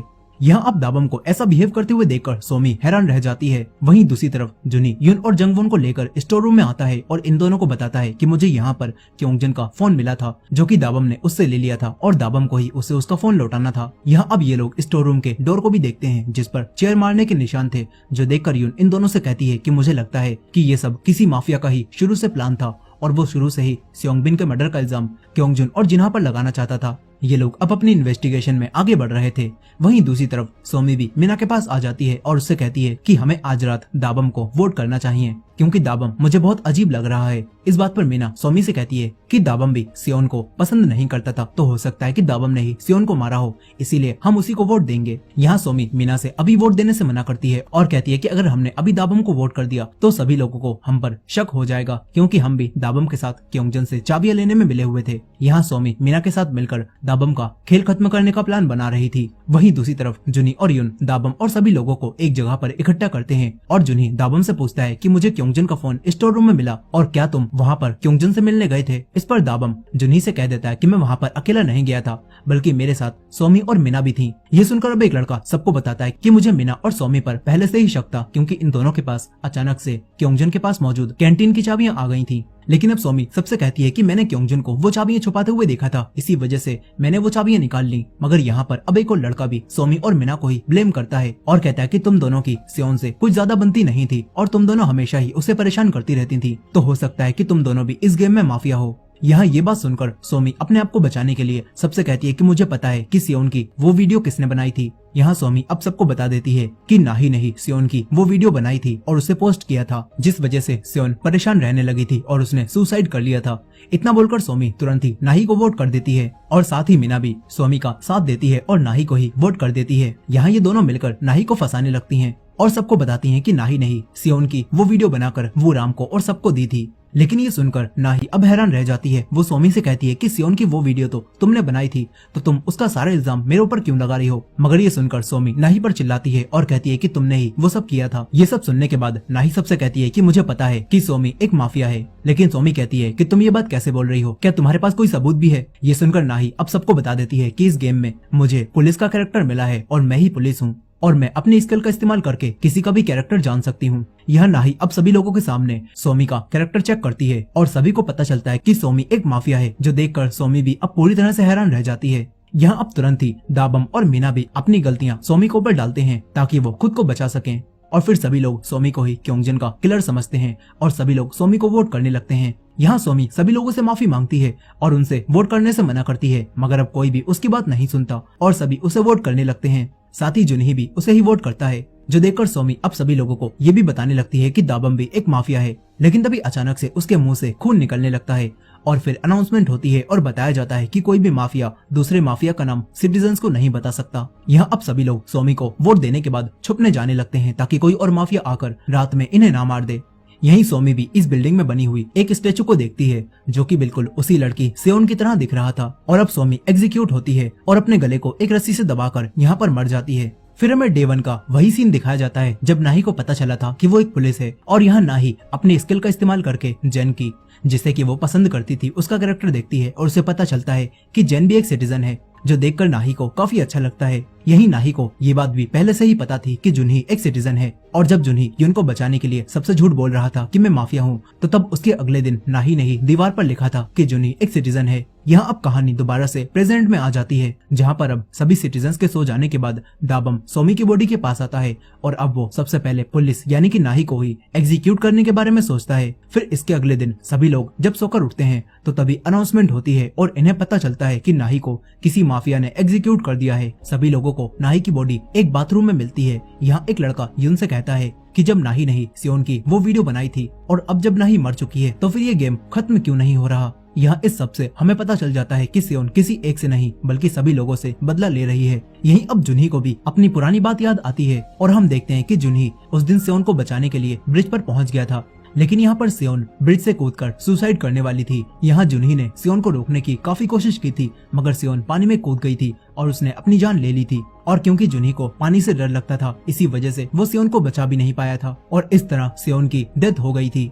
अब इसके बाद जुनही जंगवोन और युन के पास आता है और इन दोनों को बताता है कि मेरे पास नाही के किलर को पकड़ने का एक तरीका है। फिर हमें पास्ट का एक सीन दिखाया जाता है और यहाँ नाही ने रात में जुनही को छत पर बुलाया था और यहाँ नाही उससे कहती है कि मैं बस तुम पर ही अब भरोसा कर सकती हूँ, क्योंकि अब मुझे पता है कि माफिया आज रात में मुझे मारने जरूर आएगा। और इसी वजह से अब जुनही नाही के साथ मिलकर एक प्लान बनाया था, जिसके अंदर इन्होंने एयर कंडीशन में कुछ पेंट लगा दिया होता है ताकि जब भी कोई नाही को मारने आए तो उसके पैरों में पेंट लग जाए और फिर जुनही सभी को देखकर उस किलर को पकड़ ले। इसके बाद जुनही और नाही ने सब अपने प्लान के हिसाब से किया और जुनही ने नाही को एक सेफ जगह छुपा दिया, मगर उस सेफ जगह पर भी नाही को किसी ने मार दिया। यहाँ अब प्रेजेंट टाइम में जुनही सभी लोगों को इकट्ठा करता है और इन्हें बताता है कि जिसने भी नाही को मारा है उसके जूतों में पेंट लग गया होगा, क्योंकि ये मेरा और नाही का ही प्लान था। ये सुनकर दाबम जुनही से कहता है कि हम अब तुम पर भरोसा क्यों करें, क्योंकि तुमने नाही के साथ मिलकर ये प्लान किया था। ये भी तो हो सकता है कि तुम ही माफिया हो और तुम ये सारी बातें झूठ बोल रहे हो। ये सुनकर जुनही सभी को अपनी और नाही की एक वीडियो दिखाता है, जिसके अंदर नाही और जुनही दोनों इस प्लान को रिकॉर्ड कर रहे थे, जो देखकर अब सभी लोग समझ जाते हैं कि जुनही सच बोल रहा है और उसने नाही के साथ मिलकर ये प्लान बना लिया था। अब इसके बाद जुनही एक एक करके सभी के जूतों में लगे हुए पेंट को चेक करने लगता है। तभी उसे मीना के जूते के साइड में पेंट लगा हुआ दिखाई देता है, जो देखकर सभी लोग मीना को ही माफिया और नाही का किलर समझते हैं। मगर मीना सबसे कहती है कि मैं एक सिटीजन हूँ और मैंने नाही को नहीं मारा। लेकिन ये सुनकर जुनही मीना से कहता है कि तुम्हारे पास सिटीजन होने का कोई प्रूफ नहीं है और अब तुम पर ही सबको शक है। ये सुनकर मीना कुछ भी नहीं बोलती। यहाँ जुनही मीना को माफिया समझता है और उसे वोट करने के लिए बोलता है। इस पर मीना बार बार सबसे कहती है कि वो सिटीजन है, और ये सुनकर युन एक बार और मीना के जूतों को चेक करने लगती है और यहाँ पर युन को मीना के जूते में बस एक साइड में ही पेंट लगा हुआ दिखाई देता है, जो देखकर युन सबसे कहती है कि मुझे लगता है मीना ने नाही को नहीं मारा होगा, क्योंकि मीना के जूतों के बॉटम में वो पेंट नहीं लगा और बस साइड में ही लगा हुआ है, जबकि अगर वो यहाँ पर आई होती तो उसके पूरे जूते में वो पेंट लगा होता। यहाँ युन सभी लोगों से कहती है कि हमें रात तक वोट देने का इंतजार करना चाहिए, और ये सभी लोग युन की बात मानकर अभी वोट नहीं करते। इसके बाद युन और जंगवोन उसी रूम में जाकर नाही के किलर का कोई और क्लू ढूंढने की कोशिश करती हैं। और यहाँ पर जंगवोन सबसे पहले वो जगह चेक करती है जहाँ पर नाही छुपी हुई थी, और जंगवोन युन को दिखाती है कि यहाँ पर किसी का खून लगा हुआ है, जो देखकर युन अब समझ जाती है कि जिसने भी नाही को मारा है उसके जरूर चोट लग गई होगी, क्योंकि नाही के शरीर पर तो कोई भी चोट का निशान नहीं था। इसी वजह से ये खून जरूर किलर का होगा। इसके बाद युन जंगवोन को मीना की बॉडी पर कोई चोट है या फिर नहीं ये चेक करने के लिए बोलती है और खुद ये सारी बातें जुनही को बता देती है। सारी बातें जानने के बाद जुनही युन से कहता है कि अब हम सभी लोगों को चेक करेंगे और अगर किसी के भी कोई चोट नहीं लगी हुई तो फिर हम सभी लोग मीना को ही वोट कर देंगे। इस तरफ मीना अपने सभी दोस्तों को ये समझाने की कोशिश करती है कि वो माफिया नहीं है, लेकिन कोई भी उसकी बात सुनने के लिए तैयार नहीं होता और उसके दोस्त मीना को अपने पास से भगा देते हैं। तभी जंगवोन मीना को अपने रूम में लेकर जाती है और उसे भी ये बात बता देती है कि नाही के किलर के चोट लगी होगी और ये भी एक प्रूफ हो सकता है कि तुमने नाही को नहीं मारा। ये सुनकर मीना थोड़ी खुश होती है और फिर जंगवोन को अपनी पूरी बॉडी दिखाने लगती है और कहती है कि मेरे कहीं भी कोई चोट नहीं लगी। साथ ही मीना जंगवोन को कैंटीन की चाबियां भी दे देती है और कहती है कि अगर मैं माफिया होती तो मैं तुम्हें चाबियां नहीं देती, लेकिन मैं माफिया नहीं हूँ इसीलिए मैं तुम्हें ये चाबियां भी दे रही हूँ। इसके बाद रात हो जाती है और अब जंगवोन जुनही और युन को बता देती है कि मुझे मीना की बॉडी पर कोई भी चोट का निशान नहीं दिखा। फिर ये सभी बाकी लोगों की भी बॉडीज को चेक करने का फैसला करते हैं। और तभी युन भी माफिया को पकड़ने का एक प्लान बनाती है और जुनही से कहती है कि हम सबसे झूठ बोलेंगे कि नाही का किलर जो भी है वो कैमरे में रिकॉर्ड हो गया है और हम उस कैमरे को अब चार्ज कर रहे हैं और थोड़ी देर में ही हमें पता चल जाएगा कि नाही का किलर कौन है। यहाँ ये लोग प्लान करते हैं कि ये जानकर नाही का किलर पैनिक करने लगेगा और वो कैमरे के पास जरूर आएगा और तभी हम उसे पकड़ लेंगे। ये बात सुनकर जुनही ऐसा ही करता है और वो सभी लोगों को मैसेज करके ये बता देता है कि हमने उस रूम में एक कैमरा भी सेट किया हुआ था और उसके अंदर किलर रिकॉर्ड हो चुका है, लेकिन इस वक्त वो कैमरा डेड हो चुका है और अब हम उसे चार्ज कर रहे हैं और थोड़ी देर में हम पता लगा लेंगे कि नाही का किलर कौन है। ये सुनकर सभी लोग हैरान रह जाते हैं, साथ ही दाबम भी काफी डर जाता है। फिर कुछ देर बाद दाबम युन के पास आता है और उससे कैमरे के बारे में पूछता है। इस पर युन दाबम को कैमरे के बारे में बता देती है और कहती है कि वो दूसरे रूम में रखा हुआ है और फिर खुद बहाना बनाकर दाबम के पास से चली जाती है। यही एक लड़का भी जंगवॉन और मीना से पूछता है कि हम सब कैमरा कब देखेंगे। तभी जंगवॉन उस लड़के से उसके दोस्त योनवू के बारे में पूछती है। इस पर वो लड़का जंगवॉन को बताता है कि योनवू मेडिकल रूम में गया है। फिर हमें कुछ समय पहले का एक सीन दिखाया जाता है और हमें पता चलता है कि जंगवॉन और मीना को योनवू पर पहले से ही शक था कि उसके चोट लगी हो सकती है और अब ये दोनों तुरंत ही योनवू के पास जाती हैं जहां योनवू के चोट लगी हुई थी और वो अपनी चोट पर पट्टी कर रहा था। ये देखकर इन दोनों को लगता है कि यही नाही का किलर है। इस तरफ दाबम भी उसी रूम में आ जाता है और किलर को देखने लगता है। तभी जुनही और युन उसे पकड़ लेते हैं। फिर यहाँ पर ये सभी लोग एक जगह इकट्ठा होते हैं जहाँ मीना जुनही और युन को भी योनवू के शरीर पर लगी हुई वही चोट दिखाती है और कहती है कि यही माफिया है, लेकिन योनवू सबसे मना करता है और कहता है कि वो माफिया नहीं है। मगर अब सभी लोग उसके शरीर पर लगी हुई चोट को देखते हैं और समझते हैं कि वही माफिया है और उसी ने नाही को मारा है। यहाँ दाबम भी योनवू को फंसता देखकर काफी खुश होता है। तभी जुनही उसे हंसता हुआ देख लेता है। अब सभी लोग दाबम से पूछते हैं कि तुम उस कैमरे वाले रूम में क्यों गए थे। इस पर दाबम सबसे झूठ बोलता है और कहता है कि मैं बस ये चेक करने गया था कि कैमरा चार्ज हुआ या फिर नहीं। और इतना बोलकर अब दाबम योनवू से उसके शरीर पर लगी चोट के बारे में पूछता है। इस पर योनवू सबसे कहता है कि मैंने नाही को नहीं मारा और मैं जब सोकर उठा था तो ये चोट मेरे लगी हुई थी। इतना बोलकर योनवू अब दाबम को ही वोट कर देता है, जो देखकर दाबम भी तुरंत ही योनवू को वोट करता है। यहाँ योनवू मीना और दाबम दोनों को ही माफिया बताने लगता है, जो देखकर मीना भी योनवू को वोट कर देती है। फिर दाबम सभी लोगों से योनवू को ही वोट करने के लिए बोलता है, जो देखकर युन को दोबारा से काफी गुस्सा आता है और वो दाबम से कहती है कि तुम मेरे मना करने पर भी कैमरे को अकेले चेक करने क्यों गए, शायद तुम ही माफिया हो। ये बोलकर युन अब दाबम को वोट कर देती है और जुनही भी अब दाबम को ही वोट करता है। लेकिन यहाँ पर जंगवॉन योनवू से कहती है कि आखिर तुम हमसे अपनी चोट के बारे में क्यों छुपा रहे थे। इस पर दाबम कहता है कि जरूर योनवू एक माफिया है और इसी वजह से वो ये कर रहा था। मगर ये बात सुनकर योनवू अब दाबम से ही लड़ने लगता है, जो देखकर जंगवॉन तुरंत ही योनवू को माफिया समझती है और उसे वोट कर देती है। यहाँ योनवू गुस्से में अब सभी लोगों पर हमला करने लगता है, जिस वजह से योनवू का दोस्त भी योनवू को ही वोट कर देता है, जो देखकर योनवू को काफी दुख होता है। वो सोचता है कि बाकी सब तो मुझे माफिया समझ सकते हैं, लेकिन मेरा दोस्त मुझे ही वोट कैसे दे सकता है। यहाँ अब योनवू दुखी होकर यहाँ से चला जाता है और कैंटीन में आकर काफी ज्यादा रोने लगता है, क्योंकि अब वो एग्जीक्यूट होने वाला था। इस तरफ दाबम सभी लोगों को छुपता हुआ देखता है ताकि वो रात में किसी एक को मार सके। यही युन को भी अभी याद आता है कि जंगवॉन को आखिर कैसे पता चला कि जुनही ने नाही को कहां पर छुपाया था, क्योंकि हमें तो जुनही ने ये बात बताई नहीं थी कि जुनही ने नाही को ऊपर छुपाया था।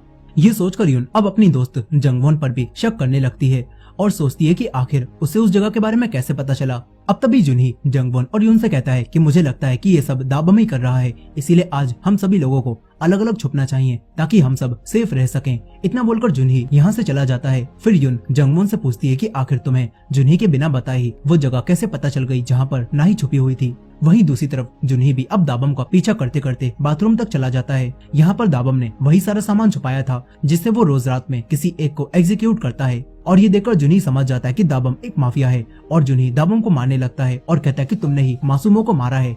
और अब जुनही एक फायर एक्सटिंग्विशर को उठाकर दाबम के मारने लगता है, मगर वो ऐसा नहीं कर पाता क्योंकि जुनही खुद किसी की भी जान नहीं ले सकता था। यहाँ अब जुनही दाबम से कहता है कि तुमने अपनी जान बचाने के चक्कर में कितने सारे लोगों को मार दिया और तुम भी बिल्कुल क्योंजन की ही तरह हो। मगर ये बात सुनकर दाबम अब जुनही पर चिल्लाने लगता है और जुनही को अपनी बॉडी पर लगे हुए चोट के निशान दिखाता है और बताता है कि जब क्योंजन मुझे बुली करता था तो तब मैंने अपनी जान लेने की कई बार कोशिश की थी और ये सारे उसी के निशान